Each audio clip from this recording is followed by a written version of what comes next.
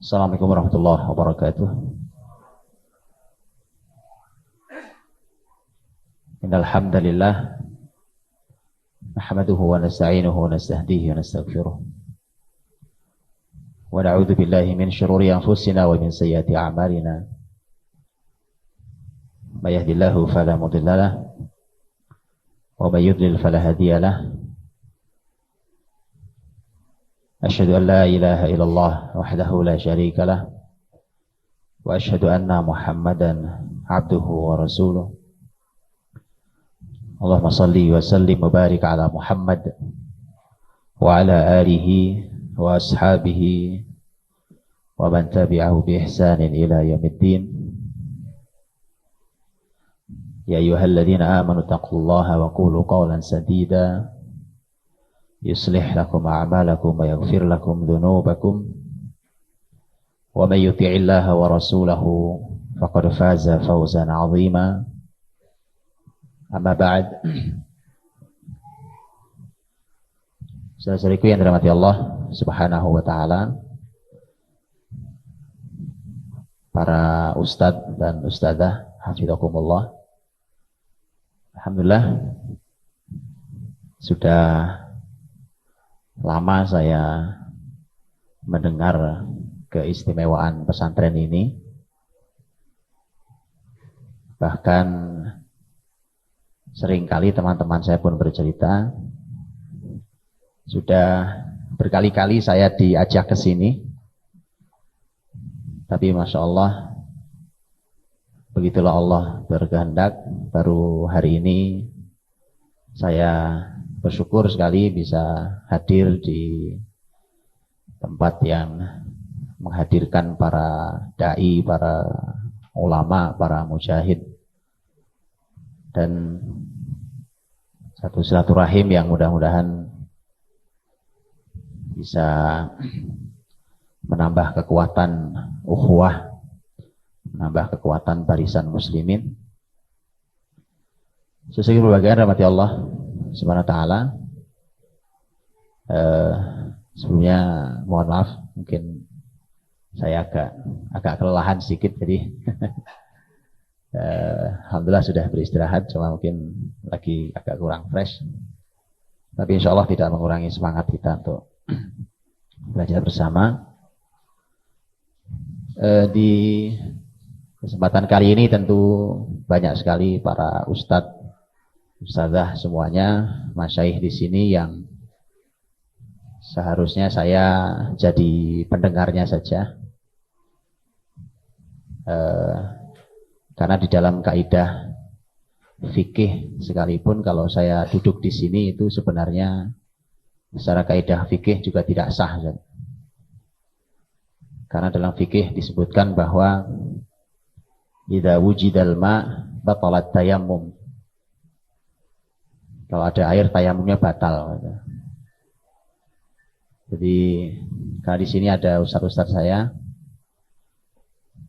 dan jadi saya mohon maaf sebesar-besarnya kalau tidak sopan duduk di atas ini. Saya tidak bisa berbagi banyak ya, mungkin bercerita saja ya. Dan ini kesempatan berbagi ini saya ingin memanfaatkannya untuk kita bersama-sama untuk mulai memahami sebuah zaman. Mungkin kalau dikasih judulnya adalah membaca zaman. Ini kalau bukan karena wahyu, maka saya ini paranormal. Baca zaman masalahnya. Pada sok tahu ya. Cuma karena ini bersumber pada wahyu, bersumber pada ayat dan hadis Nabi SAW, kemudian juga teraplikasikannya di dalam sepanjang sejarah kebesaran Islam, maka menjadi sebuah panduan buat kita dengan zaman ini, jadi sebuah panduan apa yang sebenarnya sedang terjadi, kemudian apa yang akan terjadi bahkan, Dan yang paling penting adalah apa yang harus kita siapkan dan kita lakukan. Itulah yang mungkin ingin saya sampaikan supaya mudah-mudahan nanti kalau ada yang benar ya bisa menjadi panduan, kalau ada yang salah mohon dikoreksi. Baik, saudara-saudariku, ikhwah akhwati hafizakumullah. Saya ingin memulai dari satu hadis Nabi Shallallahu Alaihi Wasallam yang ada di dalam Musnad Ahmad. Imam Ahmad meriwayatkan hadis ini, dan hadisnya ini sering juga antum dengar. Saya ingin mulai dari sini, dari hadis ini, di mana Rasulullah Shallallahu Alaihi Wasallam menyampaikan tentang 5 fase zaman, ada 5 urutan zaman. Dan ini semua kita tahu hadisnya, bahwa Nabi Shallallahu Alaihi Wasallam menyampaikan takunun nubuwah hatta sya Allah.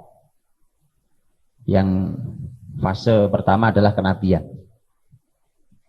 hingga Allah berkehendak untuk menghilangkan kenabian itu, habis kenabian. Dengan demikian kita tahu bahwa fase pertama itu berakhirnya dengan wafatnya Rasulullah Muhammad sallallahu alaihi wasallam. Tahun berapa sih? Rasul wafat tahun berapa? Rasul wafat tahun berapa, Ustaz? Kayaknya ada santri di sini. Saya kalau ngetes Ustaz nggak sopan. Rasulullah Shallallahu Alaihi Wasallam wafat tahun 11. Beliau wafat dan lahir di bulan yang sama. Bulan? Ya, bulan itu. Bulan apa, Ustaz? Ya. Beliau wafat usia 63 tahun. Rasulullah SAW wafat 63 tahun di tahun 11 Hijriah. Dan antum tahu bahwa orang-orang hebat di zaman Nabi meninggal usia 63 tahun. Rasul 63 tahun, Abu Bakar 63 tahun, Umar 63 tahun. Lihat tuh. Utsman berapa Utsman? Bukan 63 tahun. Utsman lebih tua lagi, 80 tahunan. Ali 63 tahun. Antum baca ulang sirahnya. Dan antum melihat, saya tidak tahu apakah 63 adalah usia yang tepat untuk meninggal. Orang-orang besar, Pak. Rasul, Abu Bakar, Umar, Ali. 63 tahun.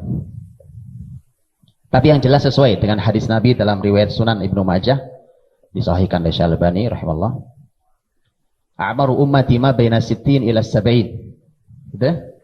Wa aqalluhum man yujawizu dzalik. Umur umatku antara 60 sampai 70 tahun. Nah, itu 63 kan 60 sampai 70 tahun. Baik, kembali pada pembahasan tentang fase zaman. Fase zaman pertama kata Nabi an-nubuwah. Dan nubuwah berakhir, dan kita tahu bahwa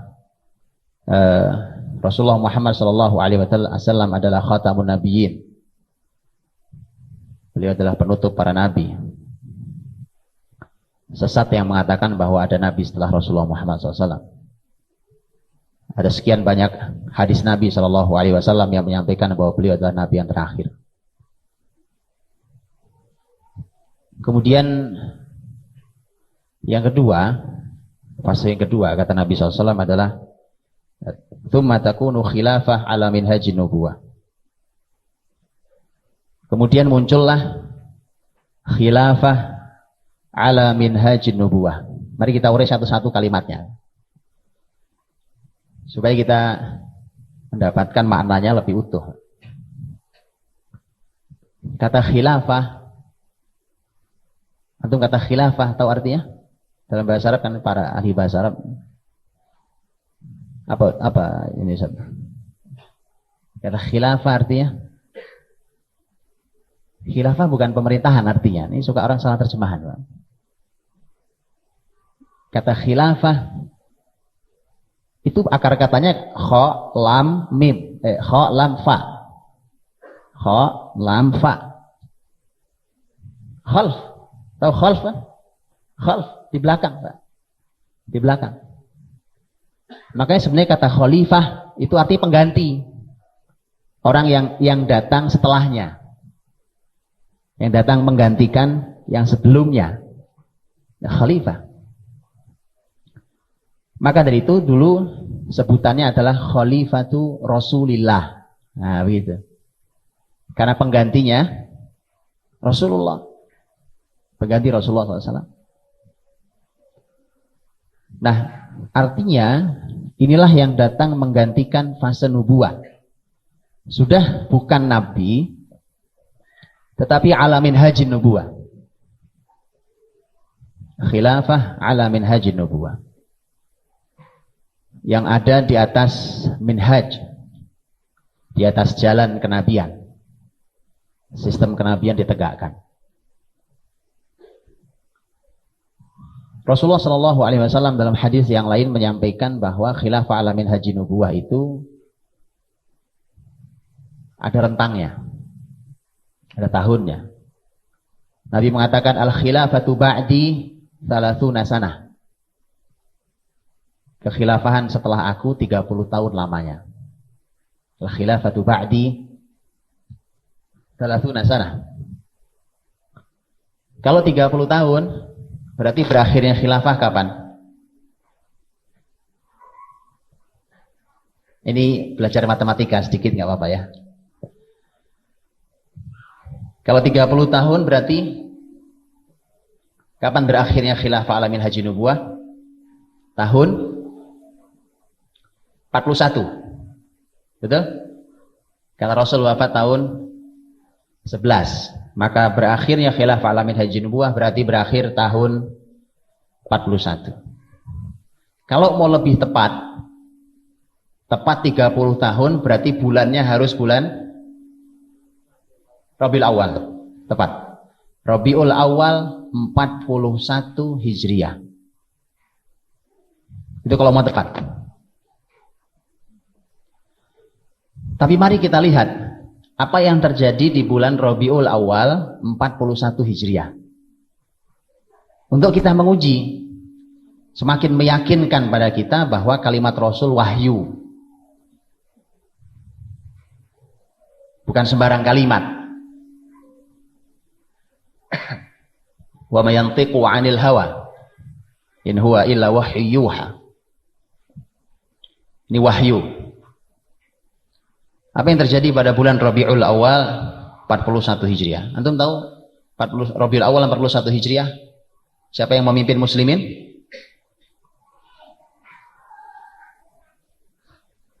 Ini pentingnya kita belajar sirah nabawiyah.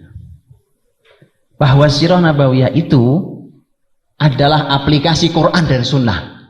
Loh, kalau kita mau ditanya sama orang, ini kan Quran, ini sunnah, baik. Ini aplikasinya, dilaksanakannya mana contohnya? Pak ini di sirah nabawiyah. Betul kan?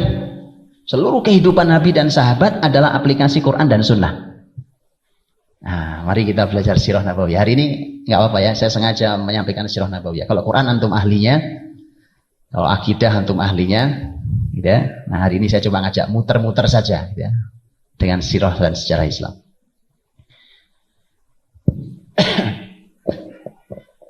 Jadi pada tahun 41 Hijriah itu kepemimpinan berpindah. Sebelumnya sebenarnya tahun 40 sebenarnya. Karena itu bulan Rabiul Awal 41 Hijriah. Antum tarik ke belakang 6 bulan. Dari Rabiul Awal antum tarik ke belakang 6 bulan. Itu adalah bulan wafatnya Khalifah Rashid yang keempat. Ali bin Abi Thalib radhiyallahu anhu. Jadi Ali bin Abi Thalib radhiyallahu anhu itu wafatnya tahun 40, bukan 41, 40 Hijriah. Kalau secara hitungan tahun maka sudah 30 tahun. Waktu Ali wafat sudah 30 tahun.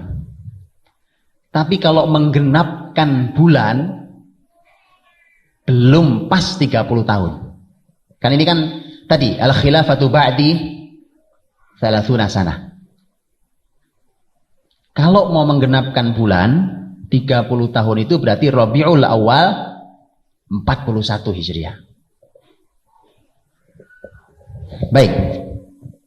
Rabiul Awal 41 Hijriah, kalau antum buka di kitab-kitab sejarah, para ulama menyebut bulan itu, tahun itu adalah sebagai Am al-Jamaah. Am al-Jamaah. Ada yang tahu peristiwanya? Amul Jamaah. Kalau artinya kita tahu kan? Amul Jamaah, tahun persatuan. Berarti dahsyat. Tahun itu tahun persatuan. Jadi berakhirnya Khilafah Rashidah 30 tahun itu diakhiri dengan Amul Jamaah. Wah, itu menarik lagi. Jadi indah sekali. Berakhir dengan tahun persatuan. Persatuan itu barang mahal. Hari ini kita urusan sedikit aja berantem ya kan. Coba sudah. Akhirnya kemudian kita gara-gara sesuatu bikin masjid baru ya. Yang ini nggak penuh, itu nggak penuh masjidnya. Muslimin susah bersatu. Persatuan itu mahal.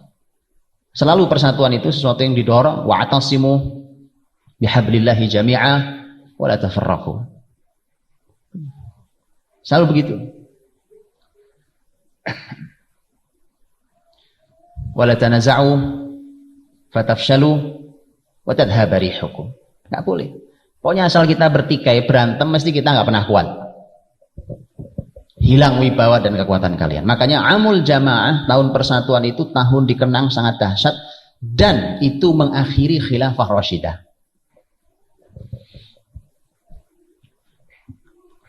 Enggak nyampe-nyampe nih, peristiwanya apa tadi? Itu peristiwanya Amul Jamaah itu.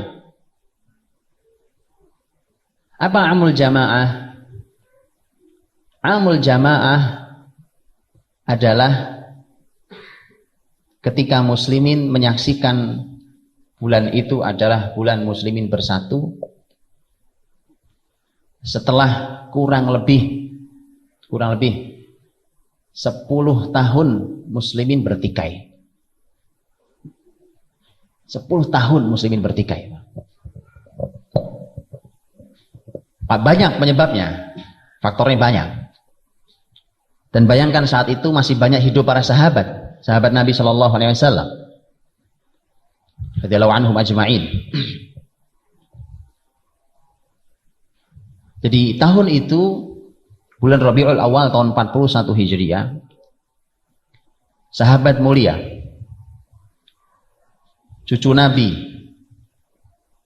Al Hasan ibn Ali radhiyallahu anhuma menyerahkan kepemimpinan kepada sahabat mulia Muawiyah radhiyallahu anhu. Itulah peristiwa yang disebut sebagai Amul Jamaah, tahun persatuan. Itulah mengapa kalau antum tanyakan kepada Syiah, Syiah pasti bingung di sini jawabnya apa.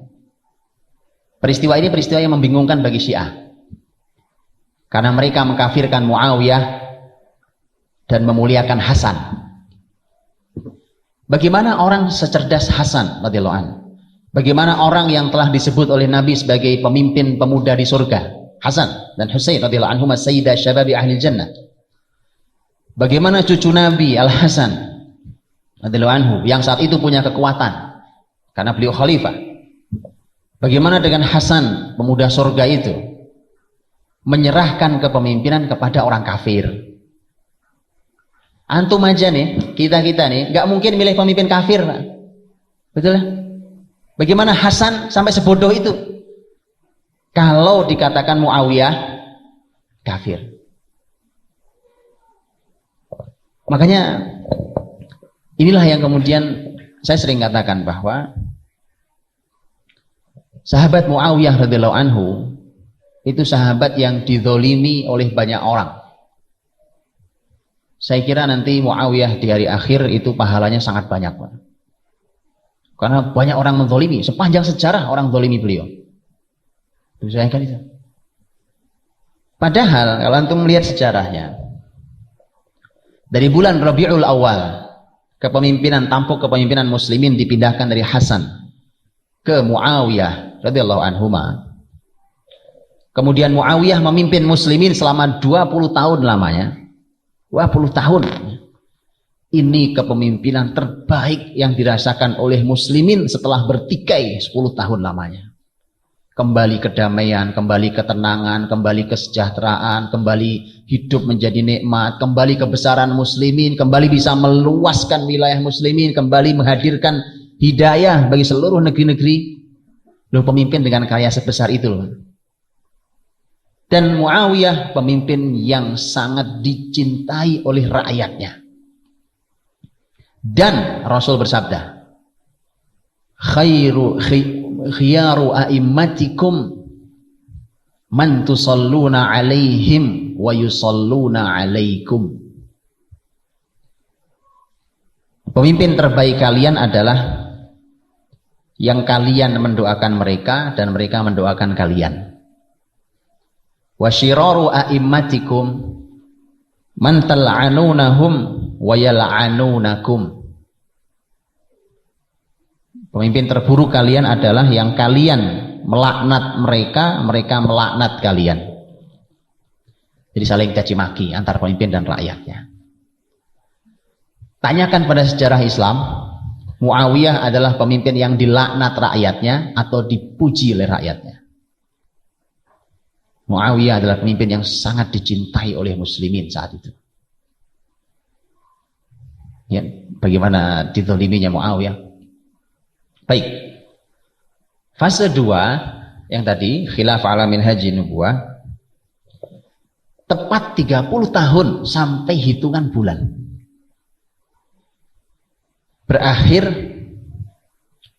dengan Hasan radhiyallahu anhu mengundurkan diri dari kekhilafahan karena Hasan mengeluarkan kalimat indah sekali, Pak. Indah sekali kalimat Hasan. Setelah menganalisa, dan beliau hanya 6 bulan memimpin sepeninggal ayahnya Ali bin Abi Thalib radhiyallahu anhu. Hasan mengatakan, karena muslimin saat itu masih terus aja berhadap-hadapan. Waktu itu kekuatan besarnya adalah Hijaz dan Syam. Itu berhadapan. Syam, itu wilayah Syam itu dipimpin oleh Muawiyah radhiyallahu anhu, karena sejak zaman Umar, sejak zaman awal Muawiyah punya jasa besar di wilayah-wilayah sana, sehingga ditetapkan nanti di zaman ditetapkan menjadi khalif, menjadi Amirus Syam. Dan wilayah Hijaz Mekah, Madinah, saat itu kepemimpinan Islam ibu kotanya sudah pindah karena Ali bin Abi Thalib saat itu pindah konsentrasinya di wilayah Kufah di Irak. Muslimin berhadapan di lapangan. Hasan mengeluarkan kalimat indah sekali. Beliau mengatakan, kalau dulu sebelum saya muslimin berhadapan antara ayah saya dengan Muawiyah, itu di kepala mereka, di hadapan mata mereka masing-masing adalah akhirat. Di depan ayah saya Ali bin Abi Thalib, di kepalanya akhirat, di Muawiyah di kepalanya akhirat.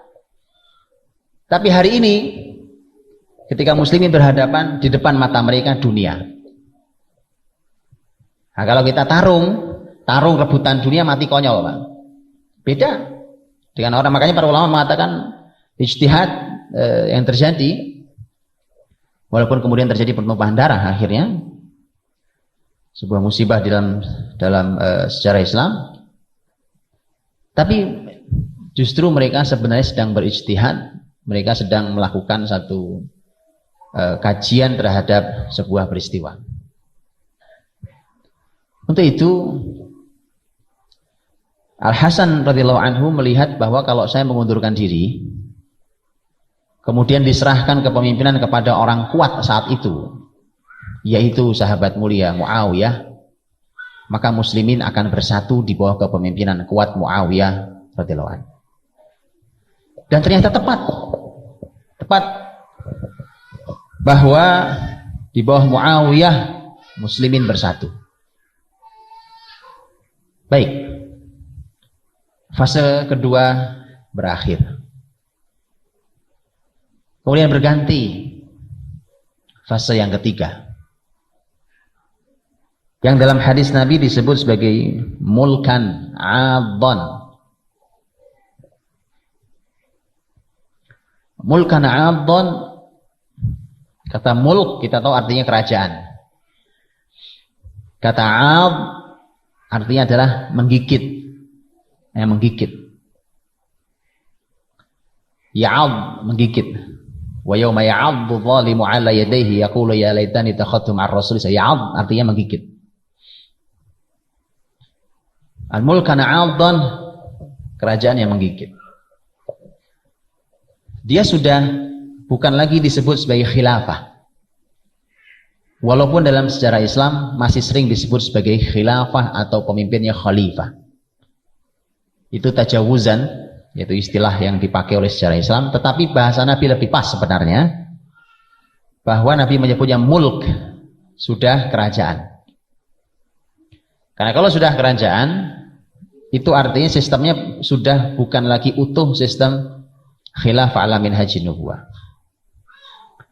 Berarti bermulanya sistem mulkan adhan dimulai dari berakhirnya khilafah ala minhajin nubuwah. Bulan Rabiul Awal 41 Hijriah bermula dan di bawah kepemimpinan sahabat mulia Muawiyah radhiyallahu anhu. Jadi zaman mulkan adhan itu bukan zaman jelek semua, bukan zaman buruk semua.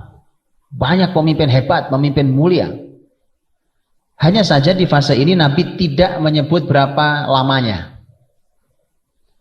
Tapi muslimin masih punya kekuasaan. Dimulai dengan Muawiyah radhiyallahu anhu punya kekuasaan. Muslimin masih memiliki kekuatan, masih memimpin bumi ini.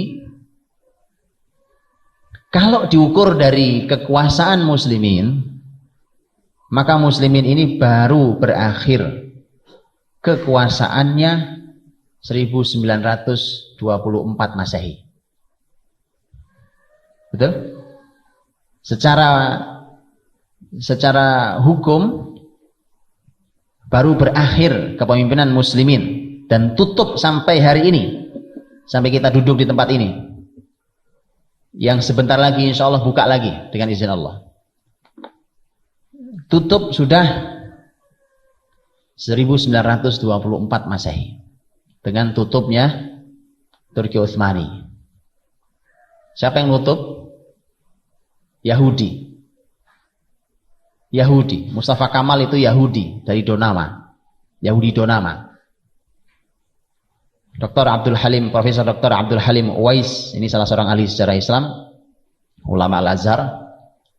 Beliau dalam buku-bukunya banyak mengkaji tentang sebab-sebab keruntuhan setiap negara-negara Islam. Di dalam buku beliau tentang dirasat li suqut 30 daulah Islamiyah,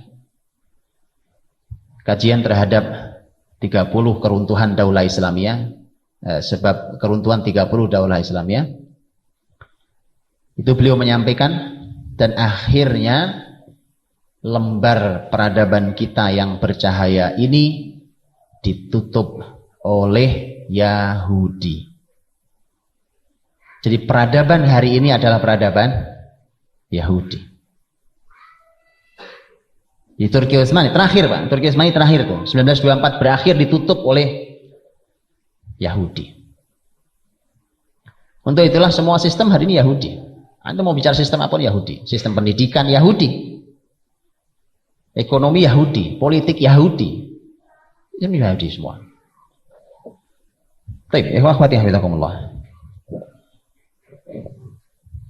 Jadi fase ketiga, Nabi tidak menyebutkan kapan berakhirnya. Tetapi kalau mengacu pada kekuatan kekuasaan muslimin masih punya kekuatan dan kekuasaan dengan fluktuatif. Fluktuatif artinya naik turun ya. Kadang-kadang pemimpinnya adil, rakyatnya makmur sejahtera. Kadang pemimpinnya zalim, pemimpin muslim maksud saya, pemimpinnya zalim, jatuh rakyatnya, keadilan juga ternodai, naik lagi, begitu seterusnya. Di setiap zaman, di setiap dinasti selalu ada yang adil, selalu ada yang zalim. Kalau antum baca dinasti Bani Umayyah, muncul tokoh besar, diantaranya adalah Umar bin Abdul Aziz, pemimpin, rahimahullah ta'ala. Itu pemimpin luar biasa. Kalau antum baca di zaman Bani Abbasiyah, ada muncul pemimpin hebat, Harun ar-Rasyid, rahimahullah ta'ala. Untuk baca di sejarah Andalus muncul pemimpin-pemimpin hebat, ya, Abdurrahman An-Nasir, Muhammad bin Abi Amir, Al-Hajibul Mansur. Walaupun muncul juga pemimpin-pemimpin zalim di antara mereka, naik turun, tapi muslimin masih memiliki kekuasaan di muka bumi dan ajaran Islam masih dijalankan. Fase ketiga berakhir. Masuk fase keempat. Nabi menyebutnya sebagai mulkan jabriyah. Mulkan jabriyah. Mulk artinya kerajaan, jabr. Kata jabr artinya adalah maksa. Diktator. Bertangan besi. Mulkan jabriyah. Kepemimpinan berganti kepada kepemimpinan bertangan besi. Hari ini para ulama Islam mengatakan bahwa inilah zamannya. Inilah zamannya. Kalau boleh kita hitung, berarti dimulai dari Yahudi menutup peradaban Islam 1924, tutupnya Turki Utsmani, dan kita sekarang masih berlangsung ada di zaman kerajaan diktator. Bertangan besi, mereka yang memimpin, terserah mereka mimpinnya. Ya, terserah mereka mimpinnya. Umpamanya saya berikan contoh. Terserah mereka mimpin itu saya berikan contoh. Indonesia ini umpamanya mengikuti sistem ikut pemilu. Ya, demokrasi kayak yang buat juga mereka. Ikutlah kita pemilu. Di Indonesia ini ada pemilu. Selesai pemilu kemudian dipuji. Wah, semua dunia muji, Australia muji, Indonesia negeri demokratis, muji. Berjalan pemilu dengan jalan sangat damai. Terus gitu. Negeri yang demokratis. Negeri yang moderat. Pergilah ke Gaza dan setelahnya Mesir. Muslimin ikut pemilu. Ayo kita pemilu, ikut yuk. Kalau memang harus mengambil kepemimpinan dengan pemilu ikut kita. Ikut. Teman-teman Hamas ikut pemilu. Fair. Gak ada suap-suapan kayak di sini ya. Gak ada serangan fajar, gak ada. Menang telak. Menang telak.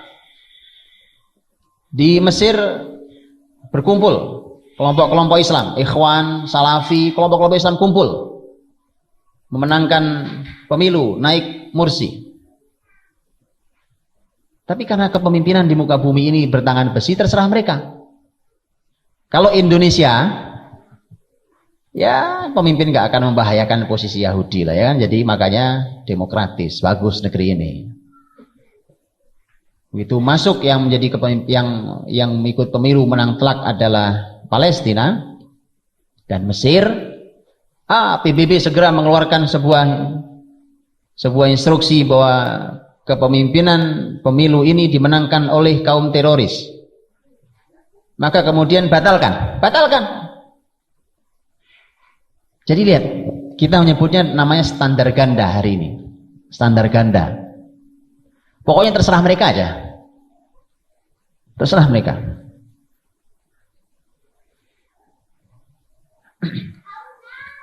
Mulkan Jabriyah belum berakhir. Berarti kita ini sekarang ada di fase 4.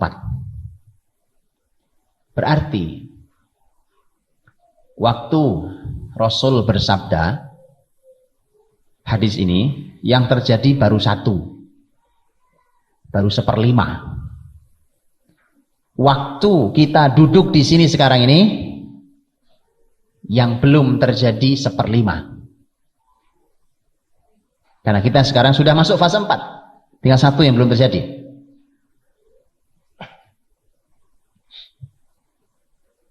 Mulkan Jabriyah pasti akan berakhir.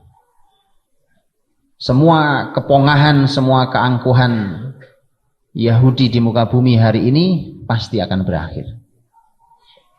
Karena itu kalimat Rasul. Karenanya muncul fase 5. Berarti fase 4 akan berakhir. Fase 4 ini akan berakhir. Maka sebenarnya, teman-teman rahmati Allah, kita hidup di zaman yang rusak seperti ini. Zaman Mulkan Jabriyah ini. Itu bukan untuk kita menyanyikan lagu kesedihan tiap hari. Kita tiap hari cuma bicara, aduh susah ya Pak, zaman rusak, susah ya Pak, televisi rusak, susah ya Pak, lingkungan berantakan. Memang kita hidup di zaman ini. Antum mau kemana? Mau pergi ke bulan? Kan nggak bisa. Atau pergi ke hutan, tinggal sendiri, menyalahi aturan Nabi. Al-mu'minu alladhi yukhalitun nas wa yasbiru ala adahum khairun min alladhi la yukhalitun nas wa la yasbiru ala adahum. Yang mau berinteraksi, berkumpul dengan manusia lebih baik daripada yang tidak mau berkumpul dengan manusia. Seharusnya kita di fase 4 ini berpikir yang positif. Apa pemikiran positifnya? Pemikiran positifnya adalah kitalah orang-orang yang dipilih Allah Subhanahu wa ta'ala untuk menghadirkan zaman kelima. Fase kelima, bukan cuma sedih nyanyikan susah Pak hidup di zaman sekarang ya kan. Anak-anak terbawa pergaulan ya. Harus mari kita pikirkan, kitalah orang-orang yang dipilih Allah Subhanahu wa taala untuk menghadirkan fase kelima. Dan fase kelima adalah fase kebesaran muslimin kembali di muka bumi. Sebelum saya bicara itu, fase keempat ini zaman kejatuhannya sudah sangat dekat. Dari mana tahunya? Ini pentingnya orang belajar sejarah, Pak. Antum tahu, Pak. Kalau antum kaji, baik itu kepemimpinan orang kafir, Persia, Romawi, atau kepemimpinan muslimin sendiri, itu jatuhnya itu selalu ada sebab. Dan sebabnya selalu ada yang sama. Selalu sebabnya adalah kerusakan, kezaliman. Akhirnya efeknya semua orang sudah tidak nyaman dengan sistem yang ada. Itu mesti jatuh. Itu mau muslim, mau kafir sama. Mengapa Umar ibn Khattab radhiyallahu anhu, beliau dengan muslimin saat itu berhasil menutup terakhir peradaban Persia dan Romawi Timur? Karena salah satunya memang, selain memang dengan izin Allah mujahidin yang luar biasa, levelnya para sahabat. Selain itu karena memang internalnya Persia dan Romawi sudah hancur. Sistemnya sudah berantakan, kezaliman di mana-mana, keadilan tidak ada. Masyarakat sudah tidak suka hidup dengan sistem itu. Makanya kadang-kadang mereka mengatakan kami lebih memilih muslimin, hidup di bawah muslim walaupun agama kami berbeda dibandingkan kami hidup di bawah aturan agama kami sendiri. Itu karena sudah saking dolimnya. Hari ini persis sama. Sistem sudah berantakan semua. Atau lihat sistem perekonomian umpamanya. Sistem perekonomian adalah sistem yang sudah usang. Saya pernah membaca sebuah berita bahwa Paus yang mengundurkan diri kemarin, Paus Benediktus XVI, itu memberikan instruksi kepada para pastor-pastornya di dunia untuk mempelajari sistem ekonomi syariah, sistem ekonomi Islam. Karena Kristen nggak punya sistem ekonomi. Dan ekonomi hari ini sudah jatuh. Negara sudah bangkrut satu persatu. Kemarin Amerika sempat shutdown pemerintahannya. Ya, sempat tutup pemerintahannya. Cuma nggak lanjut aja. Masih buka lagi sekarang. Sempat shutdown. Spanyol, Portugal, yang lebih dulu malah Yunani, sekarang Italia, goyang ekonomi semua, Pak. Hanya karena disuntik oleh dana-dana internasional baru kemudian dia mulai menggeliat lagi, tapi itu pun tidak cukup. Jatuh.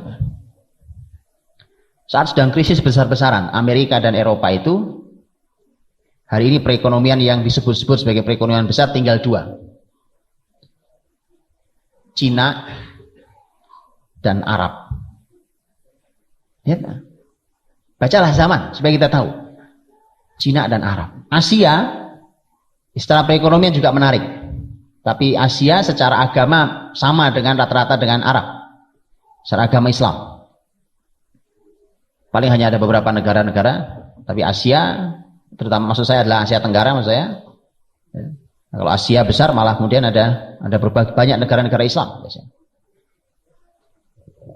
Nah, sesuai bagi rahmati Allah Subhanahu wa taala, ya sudah jatuh sistem kepemimpinan, sistem hukum, semuanya zalim, tidak ada keadilan, orang sudah tidak nyaman.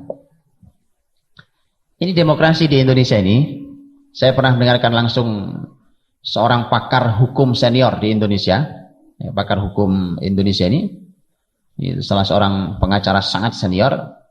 Ketika diwawancarai dia mengatakan, nampaknya kita harus mencari sistem yang baru di Indonesia untuk menggantikan demokrasi yang hari ini. Jadi nggak perlu antum yang bicara itu sebenarnya. Mereka pun sudah merasakan bahwa ini sudah nggak beres nih. Ada yang salah nih. Ada yang salah. Masa untuk pemilihan bupati saja menghabiskan berapa miliar dana? Cuma nyilih bupati, mending bupatinya bener. Lalu di akhir pemerintahnya masuk KPK. Coba itu berapa anggaran untuk naik satu orang aja? Berapa miliar? Coba. Sakit jiwa.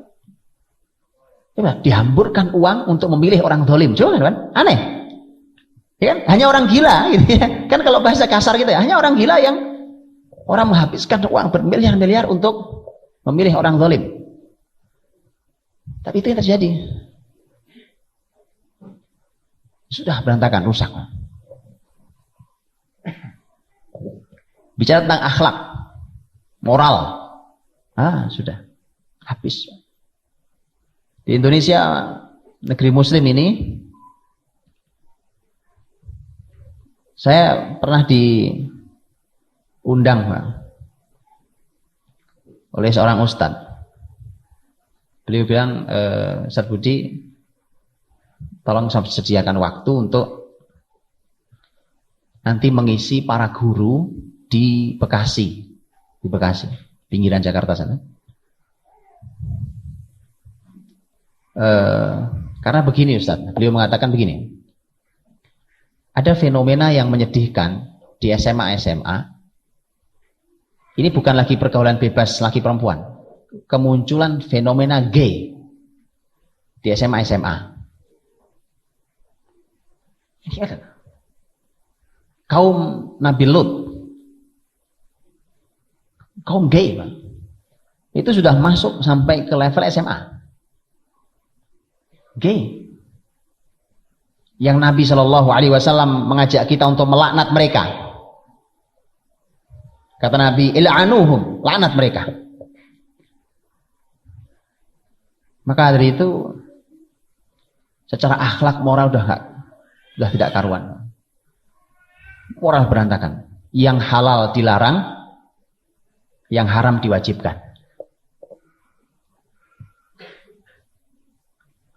Kalau ada orang yang sudah siap nikah, ya, nikah itu kan urusannya orang. Dia seperti antum, seorang sudah hafid Quran, sudah pakar ilmu agama, mengerti cara membimbing keluarganya, secara ekonomi sudah mandiri, kemudian menikah, kan sudah pas. Apa yang salah?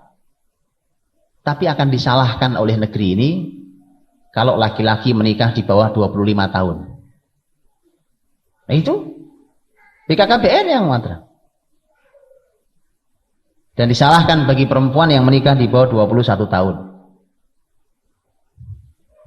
Dia, orang sudah terpenuhi semua syarat untuk menikah.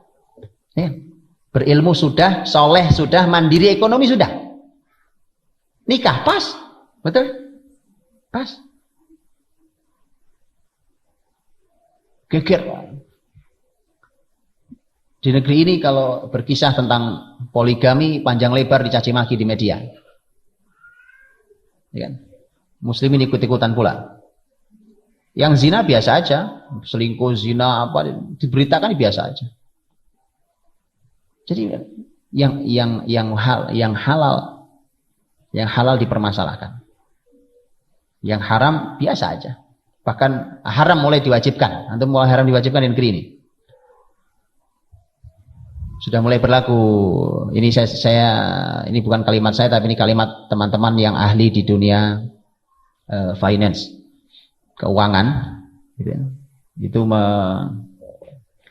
membuat atau menyampaikan ke saya bahwa kan ini di negara ini sudah mulai diwajibkan sejak Januari 2014 kemarin ini, sudah ada dikeluarkan kewajiban untuk asuransi kesehatan seluruh masyarakat Indonesia.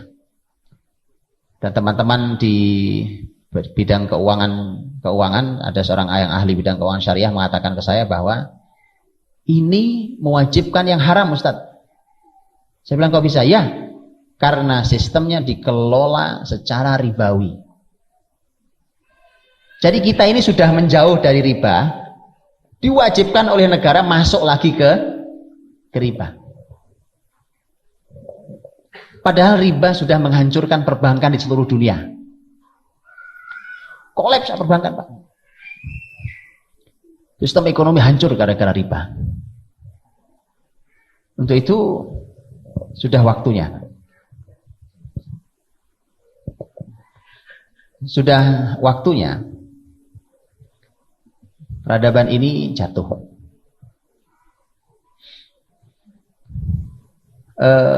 Umpamanya mencari pemimpin, Bang.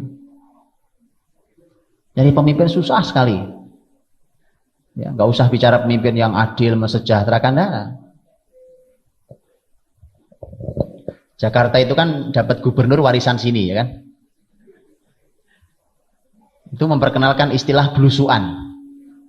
Ya, di Jakarta mengenalkan istilah belusuan. Oh, itu sudah exciting, Pak. Itu sudah luar biasa. Karena gubernur sebelumnya nggak pernah belusuan.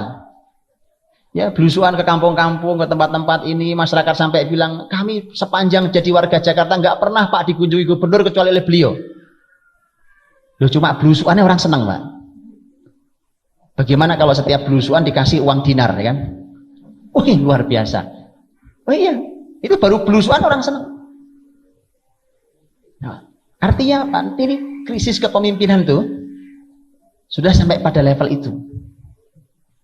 Masyarakat itu sudah jauh dari pemimpinnya. Sudah tidak suka dengan kepemimpinannya. Rata-rata golput sudah 40% di Indonesia. Ya, sehingga siapapun pemenangnya pasti golput yang menang. Karena partai-partai lain nggak ada Pak yang mencapai 30%. 20%-nya susah kok. Ya. Jadi golput lah pemenangnya. Sekarang golput diprotes karena golongan putih ya. Yang lain disebut golongan hitam. Baik, teman-teman rahmati Allah. Berarti di depan kita ini itu ada fase kelima.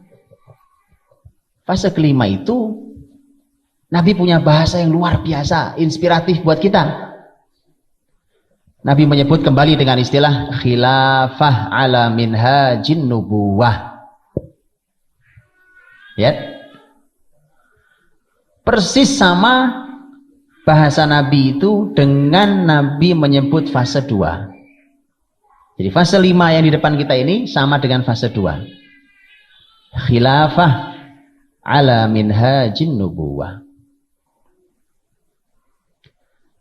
Kalau Nabi menyebut dengan bahasa yang sama, ini kan lisan Nabi semua, dan lisan Nabi adalah lisan terbimbing oleh wahyu, maka itu artinya bahwa mari kita samakan.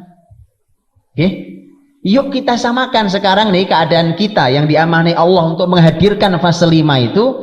Yuk sekarang kita samakan kita ini dengan fase 30 tahun yang waktu itu dikendalikan oleh para sahabat mulia Nabi SAW radhiyallahu anhu ajma'in. Kemudian juga generasi setelahnya itu generasi tabi'in yang oleh Nabi masih disebut sebagai khairun nasi qarni thummal ladzina yalunahum thummal ladzina yalunahum. Sebaik-baik manusia adalah generasiku, kemudian generasi setelahnya lagi dan generasi setelahnya. Itu masih generasi yang al-masyhud lahum bil khair. Jadi ada inspirasi besar bahwa ini harus menyesuaikan diri hari ini dengan generasi sahabat dan tabi'in. Baru akan hadir namanya khilafah ala minhajin nubuwah. Kalau makanya saya katakan dengan ini bahasa saya Pak. Saya katakan dengan tegas bahwa mustahil antum ikut aturan Yahudi sampai ke khilafah. Itu mustahil, Pak. Betul kan? Karena khilafah ala minhajin nubuwah itu bahasanya persis sama dengan fase 2. Fase 5 ini fasenya fase 2 sama. Berarti tidak bisa pakai aturan yang lain. Berarti kalau mau menghadirkannya, generasinya harus pakai aturan Nabi SAW. Karena bahasanya ala minhajin nubuwah. Umpamanya, mohon maaf, umpamanya hari ini teman-teman saudara-saudara kita yang memperjuangkan kekuasaan termasuk di Indonesia ini melalui partai, umpamanya. Saya hormati, silakan Pak. Ambil kekuasaan itu. Mudah-mudahan antum juga tidak larut dalam sistem yang rusak ini. Perbaiki sistem negeri ini. Tetapi tidak akan pernah ideal. Tak akan pernah ideal. Apalagi sampai pada titik khilafah ala minhajin nubuwah. Enggak ada. Tak akan pernah sampai. Dijamin. Bagaimana mau sampai pada titik khilafah ala minhajin nubuwah pakai jalan Yahudi? Kan nggak mungkin kan?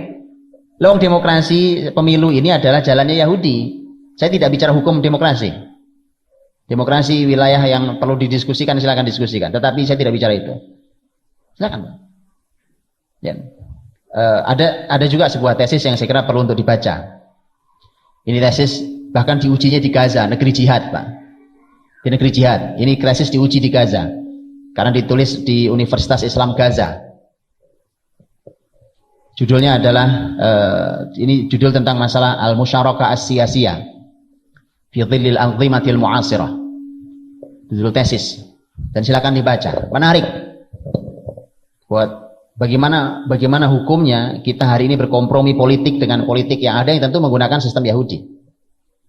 Itu dianalisa dengan analisa yang sangat menarik, kuat sekali dalilnya. Salah satu pertimbangan harus dibaca. Tapi bukan itu pembahasan kita. Saya hanya ingin katakan bahwa kalau mau mencapai khilafah ala minhajin nubuwah, tentu jalannya adalah minhajin nubuwah. Jadi jalannya. Nah, maka bukan sebuah kebetulan. Kalau hari ini tiba-tiba kata khilafah itu muncul dari lisan siapapun. Apa antum mendengar kata khilafah sering disebut oleh orang di Indonesia ini 20 tahun lalu? Sekarang tiba-tiba semua orang bicara khilafah. Apapun kelompoknya. Bicara khilafah. Sudah zamannya. Allah ingin tunjukkan sudah waktunya. Tetapi PR-nya bukan nungguin kita, Pak. Kenapa kita harus nungguin? Kita orangnya, bukan kita nungguin. Cuma kalau kita mengatakan kita orangnya, mari menyesuaikan diri dengan konsep nubuah tadi itu. Konsep Nabi Shallallahu Alaihi Wasallam. Semua dikembalikan ke konsep Nabi. Gak ada lagi konsep Yahudi.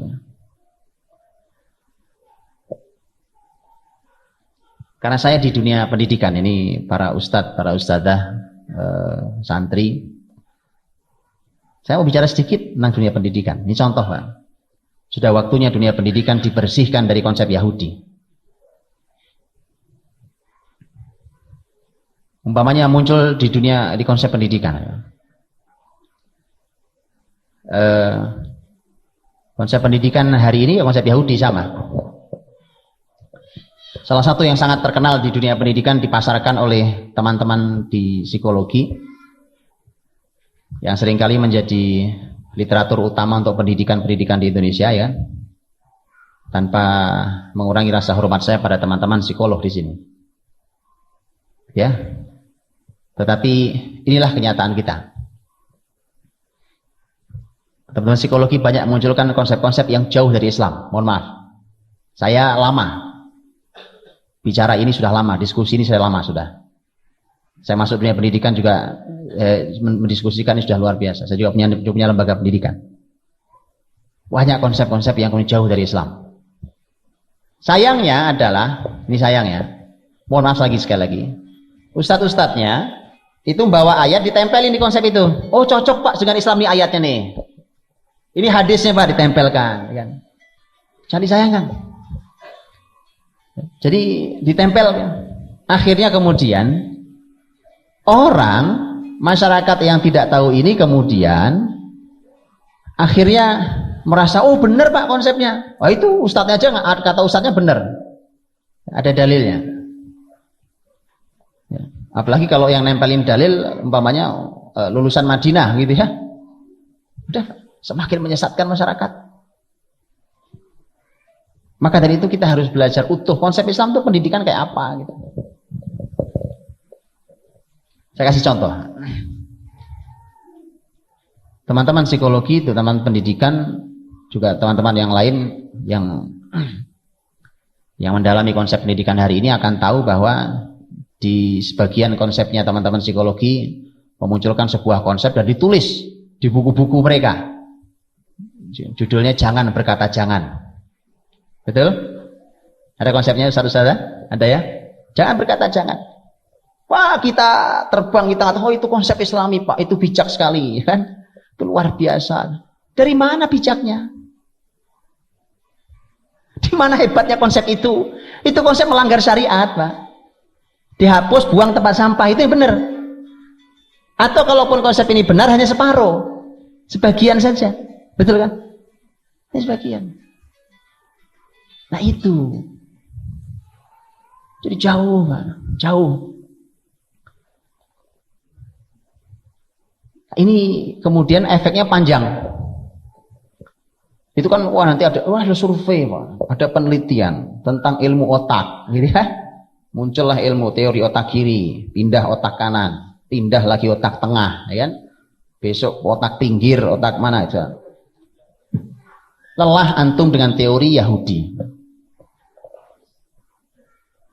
Bukan Islam tidak terima penelitian. Oh iya terima. Bahwa itu otak ilmu sendiri besar? Ya. Islam terima? Ya. Cuma muslimin ini punya tolak ukur syar'i. Muslimin itu punya Quran Sunnah, itu yang diukur. Yang mana yang sesuai, mana yang tidak sesuai. Ya. Ini contoh. Jadi mari kita sesuaikan diri kita menyambut khilafah alamin haji nubuwah, dan kitalah orang-orangnya kalau Allah izinkan. Maka sesuaikan ilmu kita, sesuaikan konsep kegiatan kita. Coba Anda lihat semakin bergeraknya dunia pendidikan.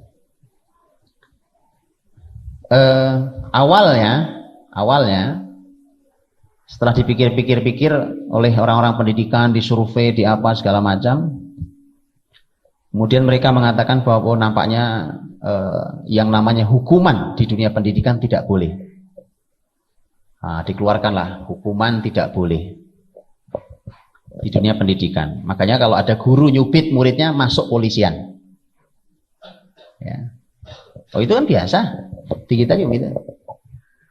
Saya bilang ketika ada guru-guru kemudian diadili atau dipanggil polisi gara-gara nyubit muridnya gitu ya, saya bilang kiamat pendidikan Indonesia. Bahwa gurunya harus belajar pendidikan, ya, harus tahu kapan nyubit yang benar, kapan tidak. Tetapi kalau gara-gara itu kemudian gurunya masuk penjara, kiamat pendidikan Indonesia. Allah, Pak, melanggar syariat. Melanggar syariat itu jangan sering-sering, ya kan? Itu melanggar sekali aja musibah, melanggar berkali-kali. Itu baru Gunung Kelut meletus sini udah panik, ya. Para Kelut itu di daerah saya sana, Pak, di Jawa Timur sana. Gak usah melanggar syariat lah. Nah, kalau kemudian kita ini melakukan atau menganalisa sesuatu, analisalah dengan syariat ini, dengan wahyu ini.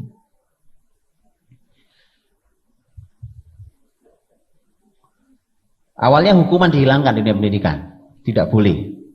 Suatu hari ada seorang guru datang ke rumah saya, Pak. Seorang ibu guru datang ke rumah saya kemudian berkata, Ustadz, saya habis ikut pelatihan tentang hukuman di dalam dunia pendidikan. Wah, saya bilang menarik dong, bagi ilmunya ke saya, Bu, saya bilang. Terus beliau berbagi ke saya, ternyata hukuman di dunia pendidikan itu tidak boleh, Ustadz. Oh gitu Ibu, maksudnya gimana? Yang boleh itu sanksi, Ustadz. Ini saya nggak ngerti lagi, hukuman sama sanksi itu bedanya apa, ya kan? Dulu bahasa Indonesia saya perasaan nilainya 10, bagus insya Allah, ya. Dan saya ini penulis, tapi kok ya nggak ngerti saya bedanya antara hukuman dan sanksi, ya kan? Tolong dijelaskan Ibu, saya jelaskan saya.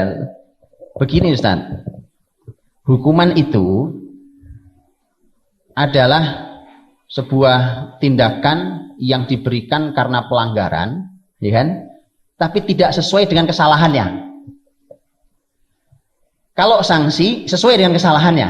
Nah, apa maksudnya? Begini contohnya. Kalau anak melakukan kesalahan, tidak mengerjakan PR. Nah, pokoknya tidak mengerjakan PR. Ya sudah, karena tidak mengerjakan PR, maka yang benar adalah sanksi. Sanksinya adalah mengerjakan PR, karena kesalahannya tidak mengerjakan PR. Itu sanksi dan itu benar. Kalau hukuman itu nggak benar. Anak tidak mengerjakan PR, disuruh ngepel WC. Kamar mandi suruh ngepel, suruh nyapu, suruh ngelap apa. Itu nggak ada hubungan sama PR. Lihat ya. Saya tanya ke ibu itu. Ibu berapa jam duduk ngaji tadi tuh? Ikut pelatihan. 2 jam Ustaz. Bu, 2 jam ilmu ibu sia-sia. 2 jam runtuh hanya oleh satu hadis Nabi SAW. Muru auladakum bis salati wahum abna 7 sinin wadribuhum 'alaiha wahum abna 10 sinin wa farriqu bainahum fil madaji'. Perintahkan anakmu salat umur 7 tahun, pukul umur 10 tahun kalau belum salat. Loh sekarang coba. Hubungannya mukul sama meninggalkan salat apa? 2 jam ngaji sia-sia. Coba bayangkan tuh, Pak. 2 jam. Makanya jadi orang tuh jangan terlalu silau gitu ya, terkagum-kagum dengan konsep hari ini. Jadi kalau ada konsep, wah konsep bagus banget, tak kelihatannya bijak, ukur dengan syariat. Ukur dengan syariat. Apa kalam wahyu kita, ya. Kalau nggak sesuai buang, gampang aja om, kalimat manusia kan gitu. Kalimat manusia, kalimat kita juga bisa salah, buang kalau salah, ya kan? Sama. Ini contoh lah. Jadi mari kita sesuaikan diri.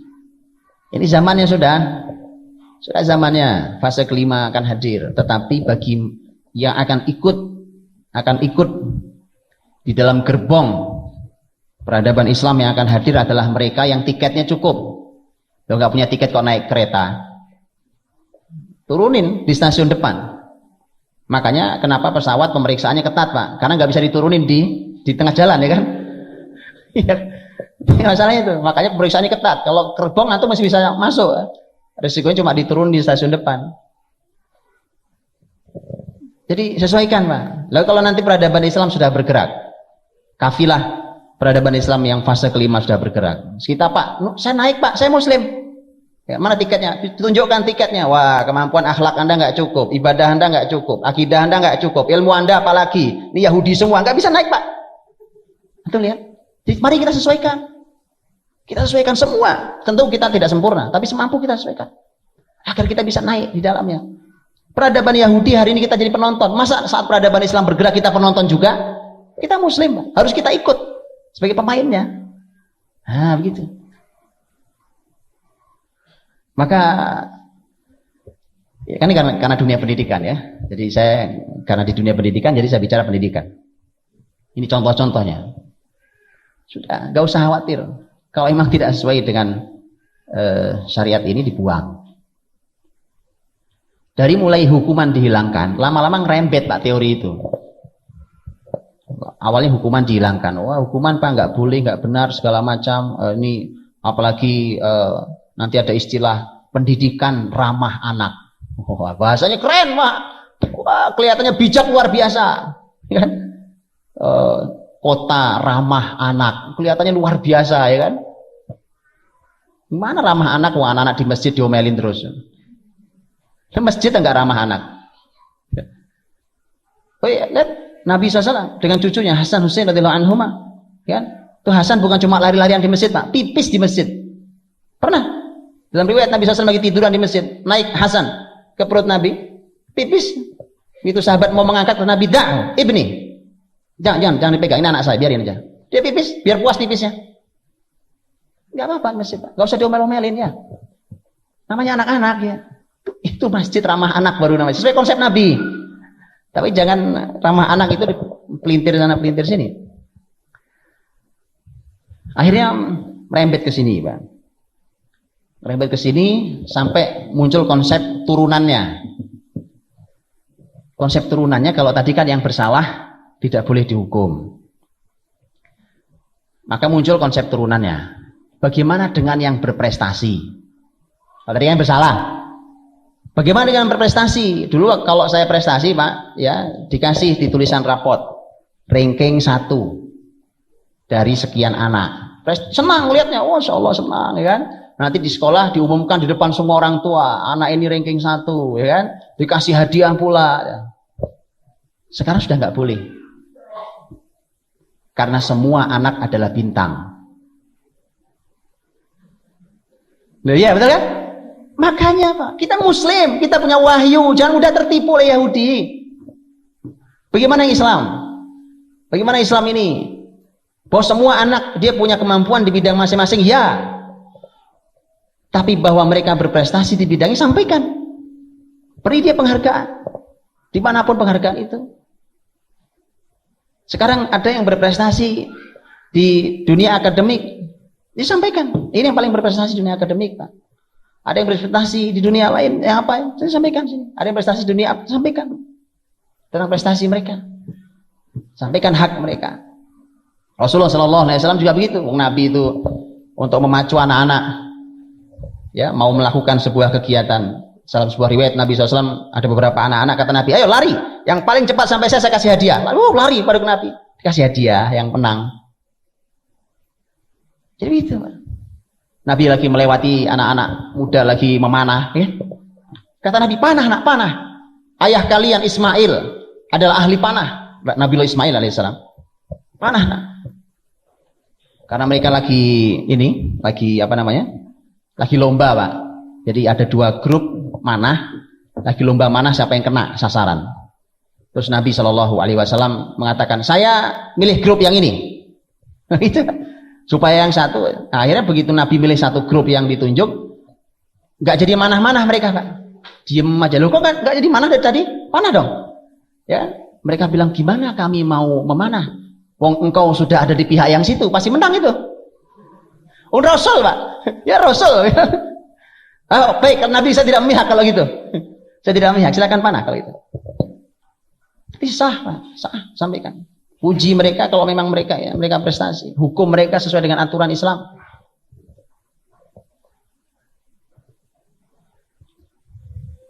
Kan begini. Ketika Nabi mengajari memukul, mengajari Nabi loh, Pak. Dan itu bahkan bukan cuma ayat, bukan cuma hadis, di ayat juga ada. Tetapi untuk pembahasan tentang masalah suami istri, bukan tadi masalah anak, lebih dari itu semua. Nah, kan kalau orang salah dipukul ya wajar aja, tapi dengan aturan, karena Islam punya aturan. Yang lebih dari itu, Rasul bersabda, "Aliqus saut fa innahu lahum adaba." Kata Nabi, gantungkan cambuk, karena itu akan membuat anak-anak menjadi beradab. Kalau tadi salah dihukum wajar, Pak. Loh, ini nggak salah kok ditakut-takuti. Tapi itu konsep nubuah. Yang pernah melahirkan Abu Bakar, Umar, Utsman, Ali, Sa'ad, Rahman, semua orang-orang besar itu. Ini konsep nubuah. Lihat hari ini yang katanya pendidikan bijak itu melahirkan para pecundang, para koruptor, para pembuat dosa. Alikus saut, kata Nabi, gantungkan cambuk. Itu membuat anak-anak menjadi beradab. Kita sekarang ketakutan ya kan, waduh gak berani, Pak. Kemana kita yang katanya pejuang syariat ya kan? Ini syariat, Pak. Syariat di dunia pendidikan. Para pejuang syariatnya harus hadir. Sekali lagi tentu ada aturan. Ada aturan, ada pembahasan khusus tentang itu, yang itu tidak boleh dilakukan kecuali setelah tahu aturannya. Dan bahasa yang menarik adalah salah seorang penulis yang seorang ahli yang menulis dalam bab ini, beliau mengatakan bahwa hukuman di dalam Islam itu seperti obat. Obat itu kalau dosisnya kurang tidak menyembuhkan, kalau overdosis mati. Makanya harus pas. Itu ada ilmunya. Untuk tahu pas itu yang tahu ahlinya. Begitu? Ini cuma contoh. Waktu saya habis ya, belum, Pak? Ini hanya contoh bahwa mari kita sesuaikan diri kita. Jadi, yang ada di depan kita ini adalah kebangkitan Islam. Betul? Khilafah alamin haji nubuwah, bukan kiamat. Bahwa kiamat dekat jelas itu kalimat Quran. Ya, iqtarabatis sa'ah wa syaqqal qamar, itu jelas. Tapi ini adalah kalimat wahyu yang memang dunia ini ya semua sebentar. Kalau kita nih ukuran kita hari ini teman-teman, entah berapa usia kita, tetapi di depan kita ini adalah kebangkitan Islam. Kebangkitan Islam, bukan kiamat. Sekarang ketika membahas tentang akhir zaman, ya kan? Akhir zaman, Pak, tanda-tandanya udah jelas semuanya, ya kan? Udah jelas semua, berbagai macam, ya kan? Danau Tobaria mulai kering, wah, ya kan? Dikasih foto-fotonya di internet. Wah, ini pergolakan negeri Syam. Kita semua tahu. Wah, yang peristiwa apalagi yang lainnya, ini jelas tanda kiamat sudah dekat, Pak.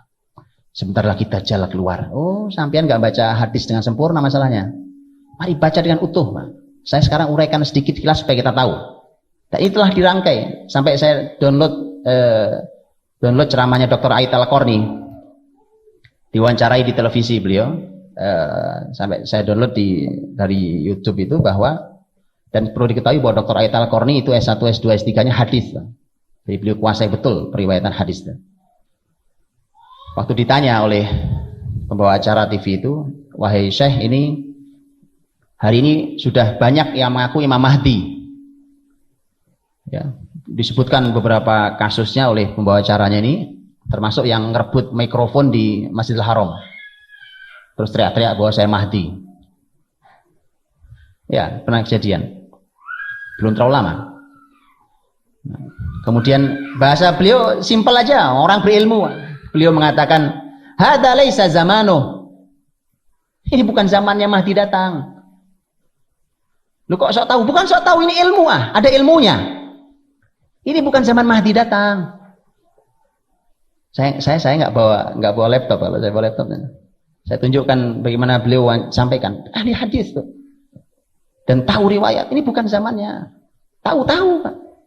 Kenapa? Di depan kita ini zaman kebangkitan hadir. Khilafah ala minhajin nubuwah. Kapan Mahdi datang? Nah, ini supaya kita tahu baca zaman dan di mana sekarang kita berada, apa yang harus kita lakukan. Al-Mahdi, dari sekian banyak hadis Nabi Shallallahu Alaihi Wasallam tentang Al-Mahdi, kehadiran Al-Mahdi, dan itu pasti. Salah satunya adalah hadis yang diriwayatkan oleh Imam Ibnu Majah dalam sunannya. Hadis ini menyampaikan dengan sangat jelas bahwa kehadiran Al-Mahdi itu salah satu cirinya, dari sekian banyak cirinya. Karena salah satu cirinya adalah keadilan sedang ternodai, kezaliman di mana-mana. Kemudian kita bilang, wah ini zaman zalim banget nih Pak, pas berarti Mahdi mau datang. Jadi kita suka menyimpulkan sesuatu dari satu hadis. Mohon tidak diulangi kesalahan itu. Karena tidak pernah ada dalam kaidah yang diajarkan para ulama, satu ayat, satu hadis terus disimpulkan. Itu nggak benar, Pak. Tidak benar. Para ulama selalu akan meramu seluruh dalil. Kalau dalam bahasa orang-orang hadis adalah mengumpulkan seluruh riwayat dalam satu bab yang sama, dikumpulkan dalam satu bab. Kemudian akan dianalisa oleh berbagai ilmu, baru outputnya keluar. Apa hukum berikutnya? Ini satu hadis disimpulkan, satu hadis disimpulkan, satu hadis disimpulkan, satu ayat disimpulkan, satu ayat disimpulkan. Akhirnya kemudian kita bingung masing-masing. Dirangkai, Pak. Dirangkai kalimat itu. Jam'ul adillah kalau kata orang fikih. Kumpulkan seluruh dalil. Al-Mahdi salah satu cirinya datang kan dalam hadis riwayat Ibnu Majah, bahwa kemunculan Mahdi dimulai dari pertikaian 3 anak khalifah. Lihat kalimatnya jelas. 3 anak khalifah. Khalifah sekarang Saddam Hussein apa Raja Abdullah? Lu kan ketawa antum. Berarti tidak ada kan? Itu anehnya. Nabi jelas bahasanya. Lihat, Nabi detail dalam membedakan antara kata khilafah dengan kata mulk. Betul ya? Kekhilafahan dan kerajaan. Sejarah Islam malah tidak membedakan. Para ulama membicarakan sejarah Islam malah sering tidak membedakan. Bahkan sering menyebut khalifah Harun ar-Rasyid, khalifah. Padahal sudah bukan khalifah aslinya sebenarnya. Walaupun sah-sah saja, tajawuzan. Tetapi maksudnya adalah Nabi lebih detail kalimatnya. Di hadis itu Nabi jelas mengatakan bahwa akan berbeda pendapat, berpecah belah, bertikai antara 3 anak khalifah. Sekarang mana khalifahnya? Nah iya. Makanya kenapa orang seperti Dr. Ait Al-Qarni mengatakan ini bukan zamannya. Bukan zamannya. Oh, khalifahnya belum ada, Pak. Kecuali di sini sudah ada yang ngaku khalifah loh. Ya kan? Maka dari itu masing-masing berebut pundi-pundi muslimin.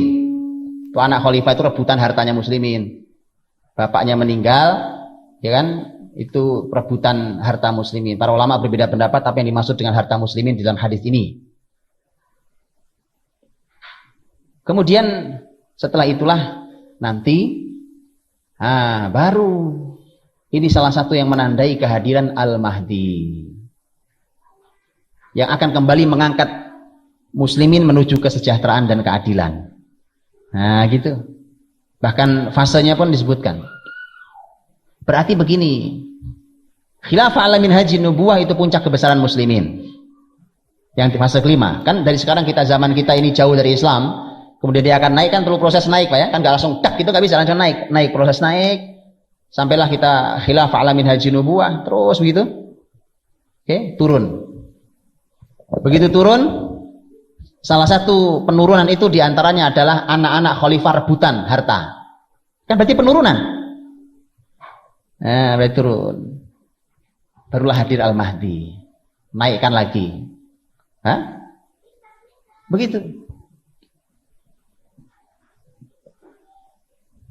Maka dari itu ini bedanya, Pak. Ini bedanya nih. Yang berilmu dengan yang tidak berilmu. Di negeri ini begitu menyikapi tentang pertikaian, menyikapi tentang perang yang terjadi sekarang di Suria, namanya, melawan pasukan kafir Bashar al-Assad. Kemudian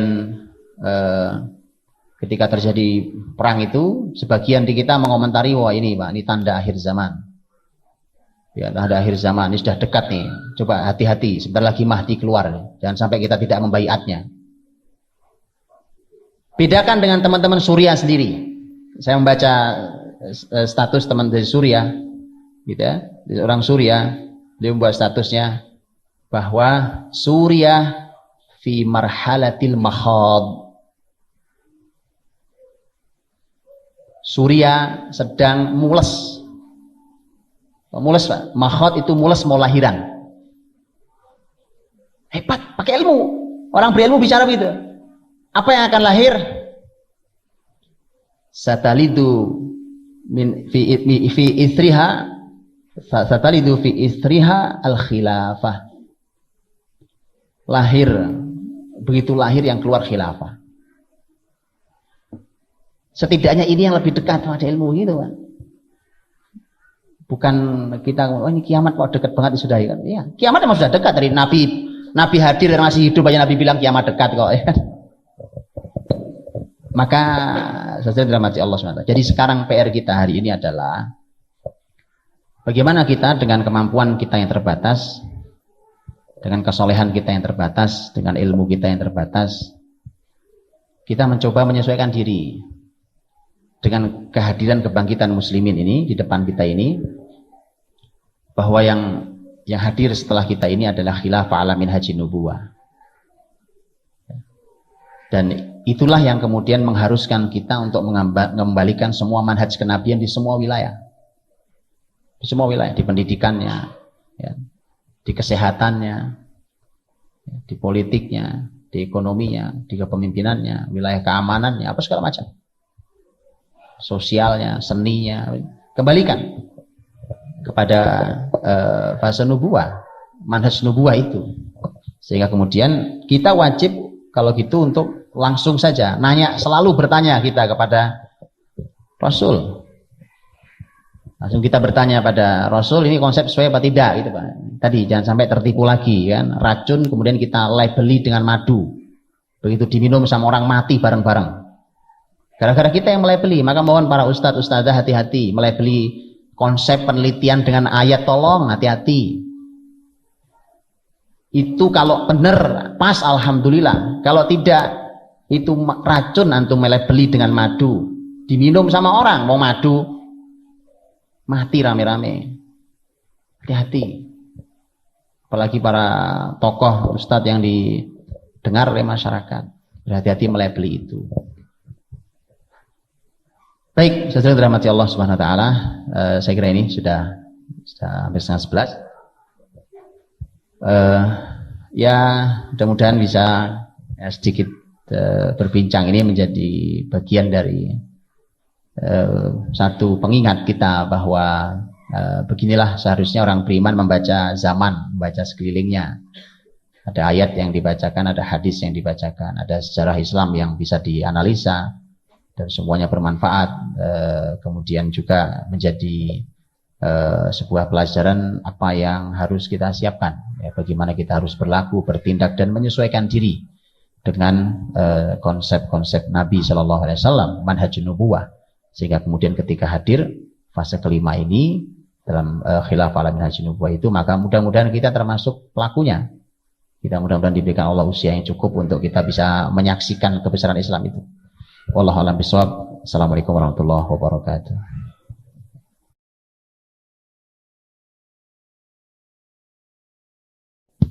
Bismillahirrahmanirrahim. Assalamualaikum warahmatullahi wabarakatuh. Sebelumnya saya ucapkan jazakumullah khairan katsiran kepada Ustadz Budi Azhari atas ilmu yang sangat bermanfaat buat kami, khususnya tentang masalah sejarah. Kalau tadi beliau antum menyampaikan bahwa kita sekarang ini berada di marhalah menunggu. Nah, ini di belahan bumi yang lain justru sudah ada di antara kaum muslimin yang mengklaim bahwa mereka sudah mendirikan yang namanya Daulah Islam, sehingga kemudian mereka membaiat Amirul Mukminin mereka. Nah, yang ingin saya tanyakan bagaimana sikap Ustadz menyikapi masalah ini, yaitu munculnya Daulah Islam yang mana mereka punya Amirul Mukminin dan mengharuskan kaum muslimin untuk membaiat amir mereka. Demikian Ustadz, jazakumullah khairan katsiran. Wassalamualaikum warahmatullahi wabarakatuh. Jazakumullah khairan. Alhamdulillah jazakumullah Ustadz terangkan Riyad Ahmad tentang ahdi nubuwah, khilafah alamin haji nubuwah, kemudian mulkan adzan, mulkan jabarin, kemudian kembali kepada khilafah alamin haji nubuwah. Pertanyaan gini Zat, permohonan nih, karena sekarang ini juga anak-anak muda juga pada bikin anak-anak yang tak karuan dia bikin namanya panitia hari kiamat, panitia hari kiamat. Itu loh, ditulis besar-besar di belakang panitia hari kiamat. Nah, karena Ustadz sudah terangkan di depan itu, insya Allah ke depan adalah khilafah alamin haji nubuwah, ya, kita mohon ada panitia gitu loh.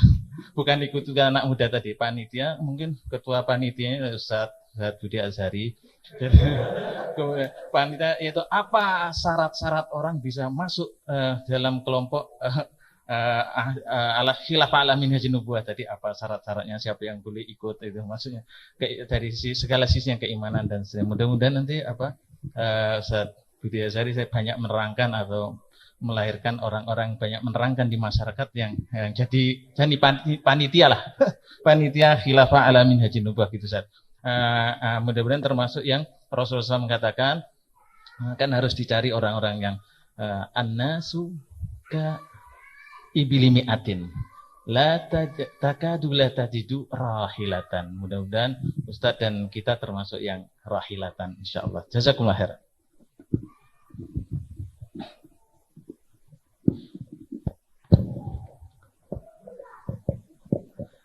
Ikhwahwati hafizakumullah. Kalau daulah Islam yang di belahan bumi lain yang sudah membaiat amirnya atau membaiat khalifahnya itu terlambat, Pak. Duluan Indonesia. Indonesia sudah ada yang punya khalifah, betulan. Jadi kalau untuk baiat nggak usah jauh-jauh, ada khalifah di sini kan, ada khalifah di sana juga. Di sini khalifah nggak satu lagi. Karena saya pernah diskusi dengan mereka, Pak. Secara pemahaman baik, bagus. Tetapi kemudian mereka meyakini bahwa ini khalifah ditegakkan, gitu ya. Kemudian mereka sudah membaiat khalifahnya. Saya pernah diskusi dengan mereka di forum terbatas, hanya pemimpin-pemimpin, kemudian tim inti dai mereka seluruh Indonesia dikumpulkan. Saya diundang untuk mendialogkan tentang bab ini. Itu begitu saya dialogkan, cukup panjang dialognya. Saya sampaikan konsepnya lebih detail dari hari ini tentang khusus tentang masalah itu. Itu sampai akhirnya ada anak muda, ini dai mereka dari Indonesia bagian timur itu sampai nangis-nangis, Pak. Sampai bilang gini, dia berkata kepada pembimbingnya, di ustadz tertingginya yang hadir saat itu. Nangis, Ustadz gimana nih, apa kita lanjutkan apa tidak ini gitu. Kenapa? Jadi ternyata memang salah pahamnya sangat serius, Pak. Termasuk yang hari ini muncul. Dan kita juga jangan terlalu mudah bereforia. Wah, ini udah dekat. Karena semua ada ilmunya, Pak. Jadi jangan mudah bereforia. Ketika kalau yang saya dialog dengan teman-teman ini, itu begini, begitu saya udah panjang berdialog, akhirnya saya mundur lagi ke belakang, Pak. Saya bilang sebentar, kayaknya ada nggak nyambung nih pembicaraan kita, udah panjang lebar kita bicara. Saya mau tahu definisi khilafah antum ini apa gitu. Jangan-jangan antum salah paham nih. Ternyata betul salah paham, Pak. Jadi mereka ini menganggap bahwa khilafah alamin haji nubuwah itu adalah nubuwah. Beda, Pak. Namanya khilafah itu pengganti, berarti datangnya setelah nubuah. Makanya ala minhajin nubuah, nubuahnya dulu tegakkan dulu, baru khilafahnya muncul gitu. Oh pantes, kalau gitu antum salah paham. Kalau antum mau bicara tentang masalah nubuah, Nabi dakwah di Mekah hanya dengan beberapa orang, kemudian Nabi pemimpinnya, sahabat ikut dengan Nabi, itu mah ayo, semua orang juga siap. Tapi khilafah itu khalifah pertama siapa? Abu Bakar, bukan Rasul. Kalau Rasul Nabi, Pak. Nabi Rasul. Khalifah pertama adalah Abu Bakar Siddiq. Jadi salah paham ternyata. Ternyata yang dimaksud adalah maksudnya dakwah Islam, Pak. Seperti Nabi. Kalau itu kita sepakat semua. Tapi kalau kita bicaranya khilafah ala minhajin nubuwah, khalifah pertama itu Abu Bakar. Makanya Nabi mengatakan al khilafatu ba'di 30 sana, itu mulai dari Abu Bakar radhiyallahu anhu. Nah sama nih kasus dengan saya tidak terlalu mendalami, tapi saya hanya melihat informasi. Saya sebut tidak mendalami itu karena saya tidak pernah merasa puas kalau informasi dari internet, itu masalahnya. Jadi saya walaupun saya banyak membaca tentang informasi di Syam, di Irak, tapi karena informasi internet saya belum percaya. Karena ya begitulah, makanya saya bilang teman-teman tolong hati-hati. Tabayun itu merupakan konsep Quran. Hati-hati ya kan. Ini ada SMS sedikit sebar, SMS sebar ya kan. Menyesatkan orang kita baru tahu. Saya tidak susah untuk percaya karena memang kita diminta oleh Nabi SAW untuk bersikap adil pada informasi. Sehingga ketika umpamanya ini subhanallah pelajaran, Pak. Sampai akhirnya saya berantem di Facebook sama anak muda. Saya itu nggak paling malas komentar di Facebook. Jadi kalau antum lihat Facebook saya hampir jarang status update status. Itu karena saya menggunakan Facebook itu hanya untuk melihat tentang umat ini lagi ngapain gitu kan. Ya, dan dari situ saya bisa mengukur Indonesia bangkitnya kapan.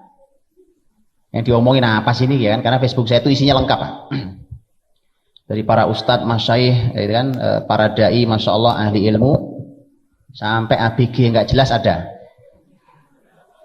lengkap Facebook saya lengkap, udah penuh dari kapan-kapan, udah biarin aja kan. Sehingga saya tahu gitu, apa sih, oh di level ini yang dibicarakan, di level ini yang dibicarakan gitu, ketahuan. Ukurannya memang sangat kecil, itu hanya 5.000 teman saya di Facebook, ini sangat kecil.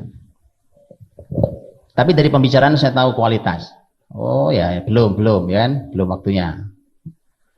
Nah ini teman-teman rahmati Allah, ketika muncul Daulatul Iraq wa Syam, ya, yang kalau di Indonesia disebutnya ISIS. Kemudian ada euforia besar. Wah ini bibit cikal bakal khilafah, ya kan? Ini kemudian sampai yang saya berantem sama anak muda di Facebook itu, sampai akhirnya dia keluar dari pertemanan saya, ya kan? Dia unfriend saya. Saya sebenarnya males, Pak, karena ini tapi karena sudah sangat keterlaluan. Baru saya hadir. Dia cuma berantem sama teman-temannya, kemudian saya hadir. Saya diajak berantem sama dia, ya kan? Anak-anak muda semangat, ya. Semangat saya kagum lah, semangat antum masya Allah ya kan. Tapi tolong bekali pakai ilmu. Begitu kalimat yang membuat saya marah adalah bahwa ini lihat jihad di negeri Syam, ya kan, Daulatul Iraq wa Syam, segala macam gitu. Mana ikhwan? Mana jihad mereka gitu Pak. Saya bukan orang ikhwan, ya kan? Tetapi saya bilang subhanallah, ente jihad juga belum ya kan? Baru juga kemarin sore itu Hamas tuh ikhwan, sayapnya ikhwan, kan? Dan jangan kayak itu, wong jubirnya ikhwan ada di Syam, ada di Suriah, dan banyak di sana teman-teman Hamas, ya. Kenapa antum tidak bisa berhusnudzon bahwa mereka berjihad? Sebagaimana mereka berjihad itu, kok kenapa? Kalau mau berantem sama orang kafir, kok berantem sama ikhwan? Berantem sama orang kafir. Jangan berantem sama saudara antum sendiri. Kecuali antum menganggap ikhwan kafir. Kemudian saya bilang, Ustadz, tolong dikasih datanya. Karena ini kalimat antum bahaya. Tolong kasih datanya. Dalam Islam kita bicara dengan bukti. Apa bukti bahwa ikhwan tidak ikut terlibat jihad di negeri Syam? Nah, kemudian dimunculkan datanya. Saya balas dengan data berikutnya. Nih, lihat nih pengumuman resmi ikhwan. Ini ribut akhirnya. Sampai akhirnya saya disuruh membuktikan bahwa antum dong Ustadz yang membuktikan. Mana buktinya kalau ikhwan itu berjihad di negeri Syam? Loh, saya bilang, kenapa harus saya membuktikan? Yang menuduh itu antum. Kalau antum ngerti syariat, dalam Islam yang memberikan bukti adalah yang menuduh. Antum, saya cuma membantu antum, yuk tunjukkan buktinya. Nah, akhirnya ujung-ujungnya debat nggak selesai, Pak. Akhirnya dia keluar dari pertemanan dengan saya, kan. Tapi memberikan pelajaran panjang karena dialognya jadi panjang lebar dan sampai ada teman saya masuk ke inbox mengatakan, Ustaz tumben mau berantem ya kan? Saya bilang keterlaluan, nah kalau enggak saya nggak malas udah begitu Anda buang energi. Apa maksud saya? Dan saya lihat sekarang, bayangkan efek buntut dari itu, Dalatul Iraq wa Syam itu, Pak. Buntutnya adalah anak-anak muda yang semangat di Indonesia, ilmunya nggak seberapa, jihad juga enggak, ya kan? Ngomongnya gede. Itu efeknya adalah waktu itu sampai mengupload mencaci maki Syekh Abdul Aziz Ali Sheikh, mufti Saudi yang hari ini. Ingat betul saya. Jadi muncul fatwa, bukan fatwa, waktu itu adalah pertanyaan ke beliau, kemudian beliau menyampaikan nasihat.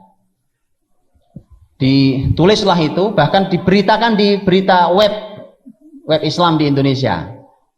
Pokoknya intinya saya lupa kalimatnya, pasnya, tapi intinya yang saya pahami adalah bahwa mufti Saudi melarang jihad. Gak sopan amat ya kan? Ulama itu, beliau itu. Ya, lah kita loh Pak, ilmu gak seberapa. Memang biasanya kalau ilmu gak seberapa itu gayanya luar biasa, petentang itu memang begitu biasa. Itu memang biasanya ilmunya sedikit. Itu habis dicaci maki itu mufti Saudi. Nah, tadi saya bilang kebiasaan saya tidak suka saya melihat satu berita, mohon maaf sekali lagi, apalagi yang bahasa Indonesia. Betul Pak. Asal berita itu dari luar, saya akan cek dari luar langsung. Saya cari informasi, karena kalau di Timur Tengah umpamanya, itu web itu ada penanggung jawabnya dan kita tahu orangnya. Umpamanya ini webnya Dr. Aital Korni, ini webnya Salman Auda, ini webnya Syekh Soleh Munajjid, ini webnya siapa, ini webnya ulama-ulama Al-Azhar, ini webnya ulama-ulama Maroko, itu ada bunyinya semua Pak.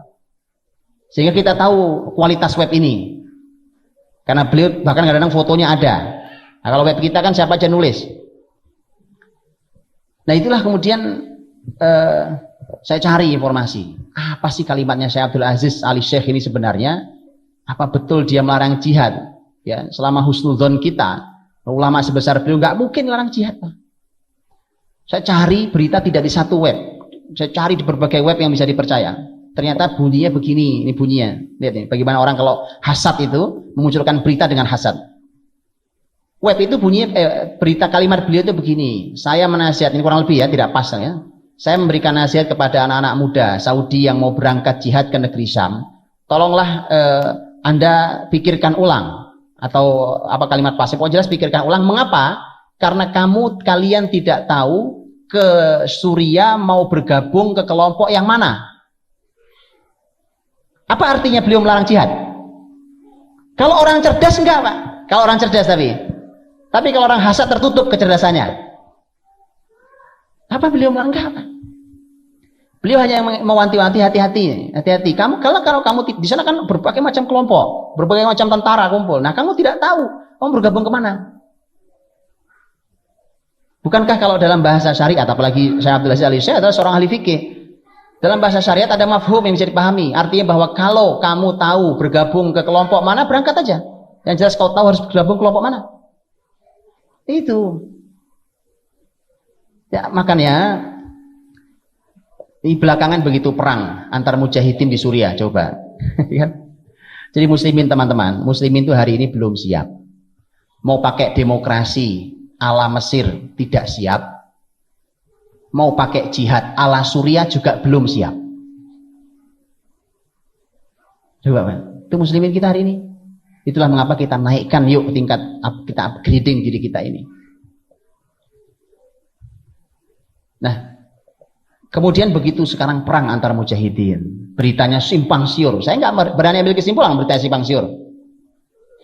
Mana ini kan? Saling bunuh, saling ngangkat kepala saudaranya, kepala ditaruh begini, ditancepin di ini juga karu-karuan. Nanti ada yang bilang, "Oh itu fotonya bohongan Pak." Wah, sudah karu-karuan. Yang jelas, yang pasti adalah memang ada perang antar mujahidin. Itu pasti. Saya cari informasi sangat sering dan termasuk adalah diantaranya adalah ada orang yang seorang ulama besar yang mencoba untuk mendamaikan, dan itu tidak satu orang mencoba mendamaikan para mujahidin. Dong, yang dihadapi orang kafir, berantem sendiri. Ajaib Pak negeri ini, Pak muslimin hari ini. Kenapa? Karena tadi, yang nggak ikut jihad saja di Indonesia, nggak ikut jihad, berantem sendiri di sini. Jihad juga enggak, ya kan? Berantem aja sama saudaranya kerjaannya. Orang lain di sana berjihad, di sini kita ngomentari sana berantem. Aneh. Subhanallah. Kemudian begitu pertikaian dan semua nunjuk hidung ke ISIS itu, ke Daulatul Iraq wa Syam penyebabnya. Ini versi yang dibaliknya. Daulatul Iraq wa Syam nuduh ke sana juga. Wah, bolak-balik itu. Gitu ya. Tapi jelas bahwa masalah itu serius karena sampai perang di antara mereka dan segala macam. Saya beberapa waktu yang lalu tiba-tiba kepala saya berputar lagi ke belakang, gitu ya. Itu mengingat tadi saat mereka mencaci maki kalimatnya Mufti Syekh Abdul Aziz Ali Syekh.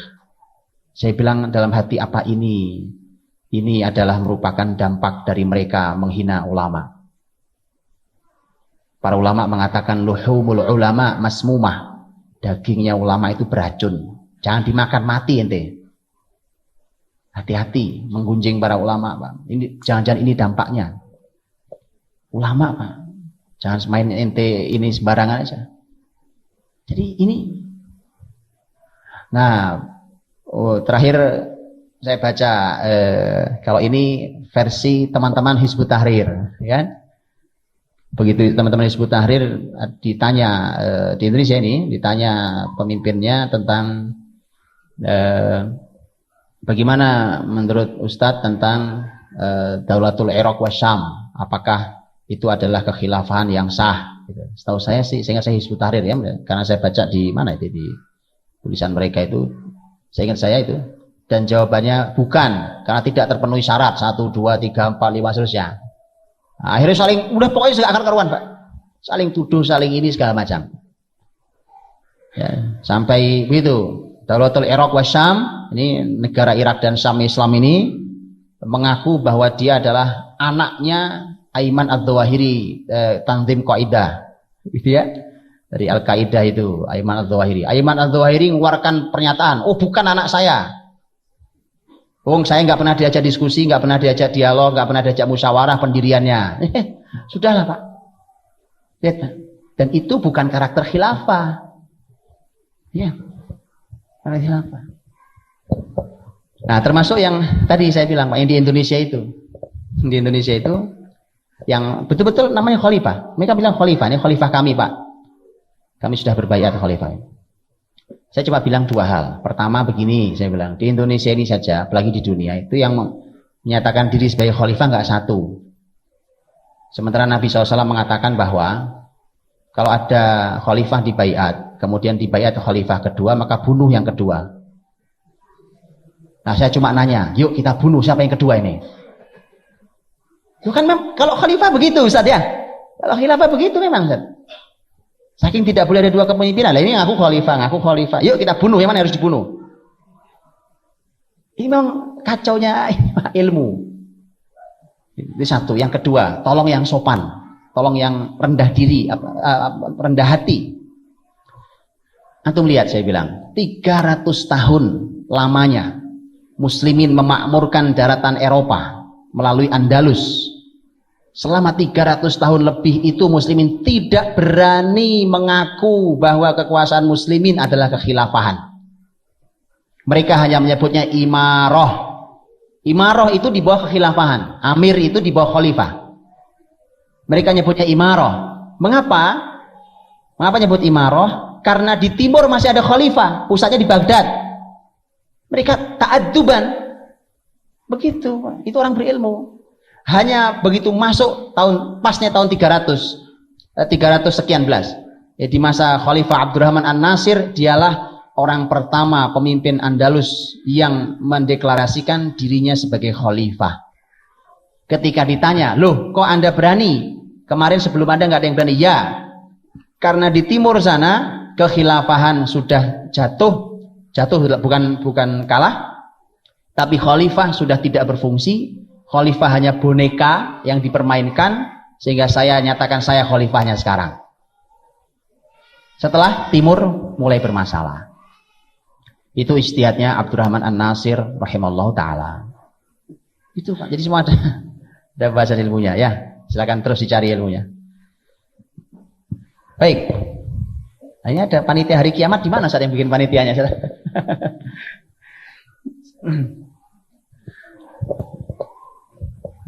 Kiamat nggak usah dipanitia, insya Allah terjadi pasti terjadi.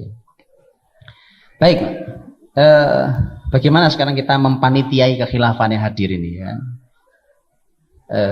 Teman-teman dirahmati Allah Subhanahu Wa Taala, bahwa kita semua jadi panitianya untuk kehadiran itu, dan mudah sekali mengukurnya mudah.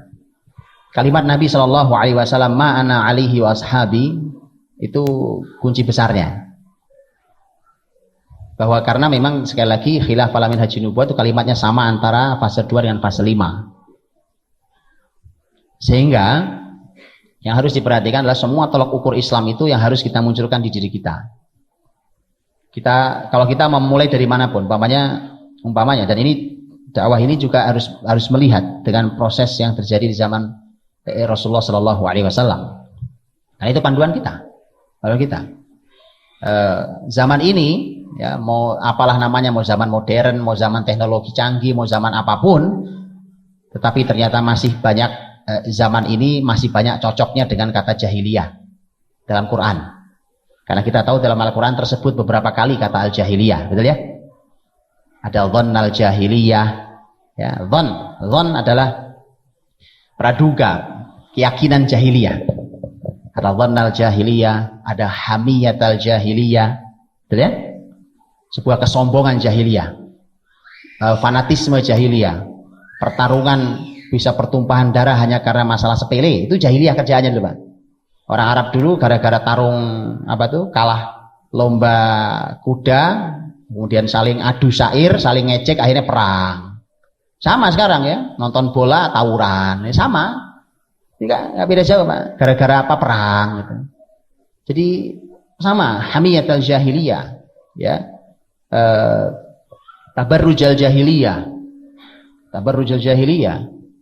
penampilan, kalau udah penampilan dari innalillahi wa inna ilaihi raji'un ya. Penampilan diumbar syahwat, tabarrujal jahiliyah. Hukmal jahiliyah, hukum jahiliyah. Jadi masih lengkap utuh gitu Pak. Makanya ada buku judulnya Jahiliyah Al-Qarn Al-Ishrin, Jahiliyah abad 20, tulisannya Syekh Muhammad Qutb, Jahiliyah Al-Qarn Al-Ishrin. Nah, saya dirahmati Allah Subhanahu Wa Taala. Jadi kalau kita ingin menjadi orang yang berperan itu Pak, dengan apa kualitas yang harus kita hadirkan, maka memang kita harus melakukan perbaikan diri itu sebagaimana dulu para sahabat memperbaiki dirinya bersama Nabi Shallallahu Alaihi Wasallam. Semua unsur kejahilian yang tadi saya sebutkan itu hilang dulu memang dalam diri kita Pak. Ya harus hilang. Yang dzannal jahiliyah, hukmal jahiliyah, tabarrujal jahiliyah, hamiyatal jahiliyah. Karena yang dihapus oleh Nabi adalah jahiliyah. Kan jahiliyah yang dihapus, kehidupan jahiliyah baik di Arab ataupun di luar Arab. Dihapus jahiliyah. Terus Nabi membangun sahabatnya. Kalau kita perhatikan bagaimana para ulama Al-Quran, nah ini antum ahlinya. Para ulama Al-Quran menyampaikan tentang bagaimana Al-Quran turun membenahi masyarakat. Quran itu kan turunnya bertahap, ya? Turunnya bertahap. Bertahapnya Quran justru harusnya menjadi inspirasi besar buat kita. Beginilah cara Quran, inilah kurikulum Quran, inilah urutan Quran membenahi masyarakat. Makanya muncul diantaranya buku Kaifa Yubarmijul Quran al-Hayah, Dr. Abdul Majid Ali Al-Ghili. Seterusnya, itu yang mencoba menganalisa Quran berdasarkan turun, apa temanya. Nah, itu yang kita perbaiki. Kita lihat, perhatikan. Ini menurut buku Kaifa Yubarrijul Quran Al-Haya yang menganalisa Quran berdasarkan urutan turun untuk kita tahu bagaimana Quran memprogram di program kehidupan ini sampai begitu Rasul wafat, Jazirah Arab sudah masuk Islam dan Madinah yang kecil itu menjadi pusat peradaban dan isinya adalah para pakar seluruh dunia yang diperlukan oleh dunia saat itu, cari di Madinah ada. Dahsyat Pak itu. Itu hasil Nabi Shallallahu Alaihi Wasallam dengan bimbingan Al-Quran. Disebutkan di situ di buku itu bahwa ini kalau kata penulisnya bahwa saya analisa seluruh Quran ini dan kemudian berdasarkan urutan turun, bukan urutan mushaf ya, urutan turun. Walaupun ada khilaf ulama banyak tentang masalah urutan turun, maka ternyata kata beliau tanpa saya sadari, saya cuma mengkaji surat per surat. Berhentilah saya, kata beliau, di sebuah surat, ya, di surat seingat saya surat ke-38 dari urutan turun, bukan urutan mushaf ya, urutan turun. Di situ saya berhenti, saya hentikan kajian saya. Kenapa? Karena surat berikutnya itu sudah beda tema besar. Jadi 1 sampai 38 itu satu tema besar. Terus, loh, ini kok sudah beda? Suratnya suasananya beda isi suratnya. Terus kemudian ternyata berhenti lagi di surat berikutnya, di surat yang kesekian, kemudian ini beda lagi, dan seterusnya. Ternyata ini menurut beliau yang telah mengkaji bahwa sepertiga yang pertama itu ternyata adalah islahul fard, perbaikan individu. Setiap pribadi muslim diperbaiki, semua diperbaiki, semuanya. Kita tahu apa yang harus diperbaiki sebagai seorang muslim. Baru berpindah ke sepertiga berikutnya, itu ayat sangat banyak berbicara tentang islah al-mujtama. Ternyata subhanallah, sistematis Quran itu. Islahul mujtama, perbaikan masyarakat. Begitu individu sudah baik, yuk sekarang masyarakat perbaiki. Nah, sepertiga yang terakhir adalah islah ad-daulah, perbaikan negara, sistem. Makanya orangnya belum baik, tiba-tiba bicara perbaikan negara, pasti ikut rusak di sini, Pak. Belum cukup, nggak bisa dilompati fase ini. Dan inilah ternyata urutan Quran. Makanya subhanallah, sebagai ahli Quran, saya karena di sini adalah ahli Quran dan saya nggak berani bicara ini, nggak sopan sama ahli Quran ya. Maka begini teman-teman, tolong Quran antum gali, keluarkan kepada kita, kepada seluruh masyarakat dunia ini, semua solusi di Quran ini adanya. Sebagaimana kalimat Abdullah bin Mas'ud radhiyallahu anhu, man arada ilmal awwalin wal akhirin falyusawwiril Quran. Ini dalam Al-Mu'jamul Kabir At-Tabrani. Yang menginginkan ilmunya orang awal dan ilmunya orang akhir, maka dalami Quran. Fa inna fihi ilmal awwalin wal akhirin. Karena di dalamnya ada ilmunya orang awal, ilmunya orang akhir. Jadi keyakinan gitu, Pak. Saya kasih contoh antum sederhana nih. Ini contoh lain, Pak. Contoh lain, Pak. Kalau bicara tentang dunia kesehatan, hari ini kedokteran menyebut dirinya sebagai dunia medis yang canggih, peralatan sudah canggih segala macam. Ternyata penyakit lebih canggih. Makanya banyak penyakit tidak tersembuhkan. Ya kan? Bahkan kalau menurut penelitian seorang profesor di Jepang, bahwa ternyata yang bisa disembuhkan oleh penyakit medis oleh medis hari ini hanya 20% penyakit. Kita takut juga 80% penyakit nggak bisa disembuhkan oleh medis hari ini. Dan itu saya bisa merasakan sendiri, Pak. Karena ayah saya itu penyakitnya sederhana, asam urat. Yang bilang juga dokter, bukan saya. Kita periksa berkali-kali, bilang asam uratnya tinggi, Pak. Oh, berarti asam urat beliau, iya. Sudah bertahun-tahun beliau minum obat nggak sembuh. Saya temui dokter teman saya, seorang spesialis bedah saraf, saya tanya, Dok, jujur, tolong jujur ke saya. Sebenarnya di ilmu antum tuh ada nggak sih obatnya asam urat? Jawaban beliau sebenarnya tidak ada, Ustaz. Lu kan gak sopan. Lalu terus apa yang diminum bapak saya? Bapak saya minum udah bertahun-tahun minum obat. Saya bilang. Beliau bilang gini, itu Ustaz hanya untuk menghilangkan bengkak dan nyeri, tapi tidak menyembuhkan penyakitnya. Gak ada obatnya. Lu cuma asam urat itu juga ada obatnya. Maka dari itu teman-teman, tolong Pak, ini Quran yang akan menjawab. Fal yusawwiril Quran, ya kan? Dalami Qurannya Pak. Tolong didalami, kan antum yang ahli. Saya kan nggak ngerti, tolong dalami. Quran itu berikan ke kami. Obat asam urat di Quran ada apa enggak? Ini betul Pak, ini nggak bercanda ini, serius ini. Subhanallah. Dr. Jamil Al-Qursi, salah satu dokter yang menganalisa, meneliti Quran, diuji di lab, diuji klinis ke pasiennya. Itu sampai beliau meneliti itu sampai sekarang sudah belasan tahun Pak meneliti Quran. Hanya di satu ilmu, padahal masih banyak ilmu di Quran yang lain. Yaitu ilmu beliau menyebutnya sebagai ilmu al-ghidha al-mizan. Ilmu nutrisi keseimbangan. Dan itu diuji ke pasiennya, untuk terutama pasien-pasien yang tidak bisa disembuhkan penyakit-penyakitnya oleh ilmu medis hari ini. Karena beliau dokter spesialis penyakit dalam. Aslinya orang Yordan, aslinya Palestina, dan beliau pernah tugas di Saudi. Masih muda. Dan ilmunya kemudian disampaikan di Rabithah Alam Islami, diuji di Rabithah Alam Islami. Kemudian direkomendasikan oleh Rabithah untuk disebarkan ke seluruh muslimin melalui televisi Iqra. Dan saya punya downloadan 19 jam beliau menyampaikan ilmunya di televisi Iqra berseri. Subhanallah. Ilmunya kemudian diakui oleh orang kafir bahkan. Dari mana? Dari Quran. Dan yang ngerti Quran kan antum. Begitu. Tolong sampaikan. Jadi kalau besok ada datang orang Pak Asam Urat, Pak sebentar Pak, ada ayatnya nih. Nah, ini ayatnya berarti Anda harus gitu Pak. Ini gak bercanda nih, serius nih. Betul Pak. Ini kan yang kelihatan sederhana sepele kan. Ya, besok datang presiden negeri ini datang ke Iskariman. Aduh pusing Pak, ini gimana nih tentang krisis ekonomi. Oh gini, sini Pak, duduk sini sama saya. Saya panggilkan tim Quran saya, dia ngerti gimana solusinya. Begitu. Jadi karena muslimin mau apa lagi ilmunya? Ilmunya muslimin adalah yang tertinggi adalah Quran dan Sunnah.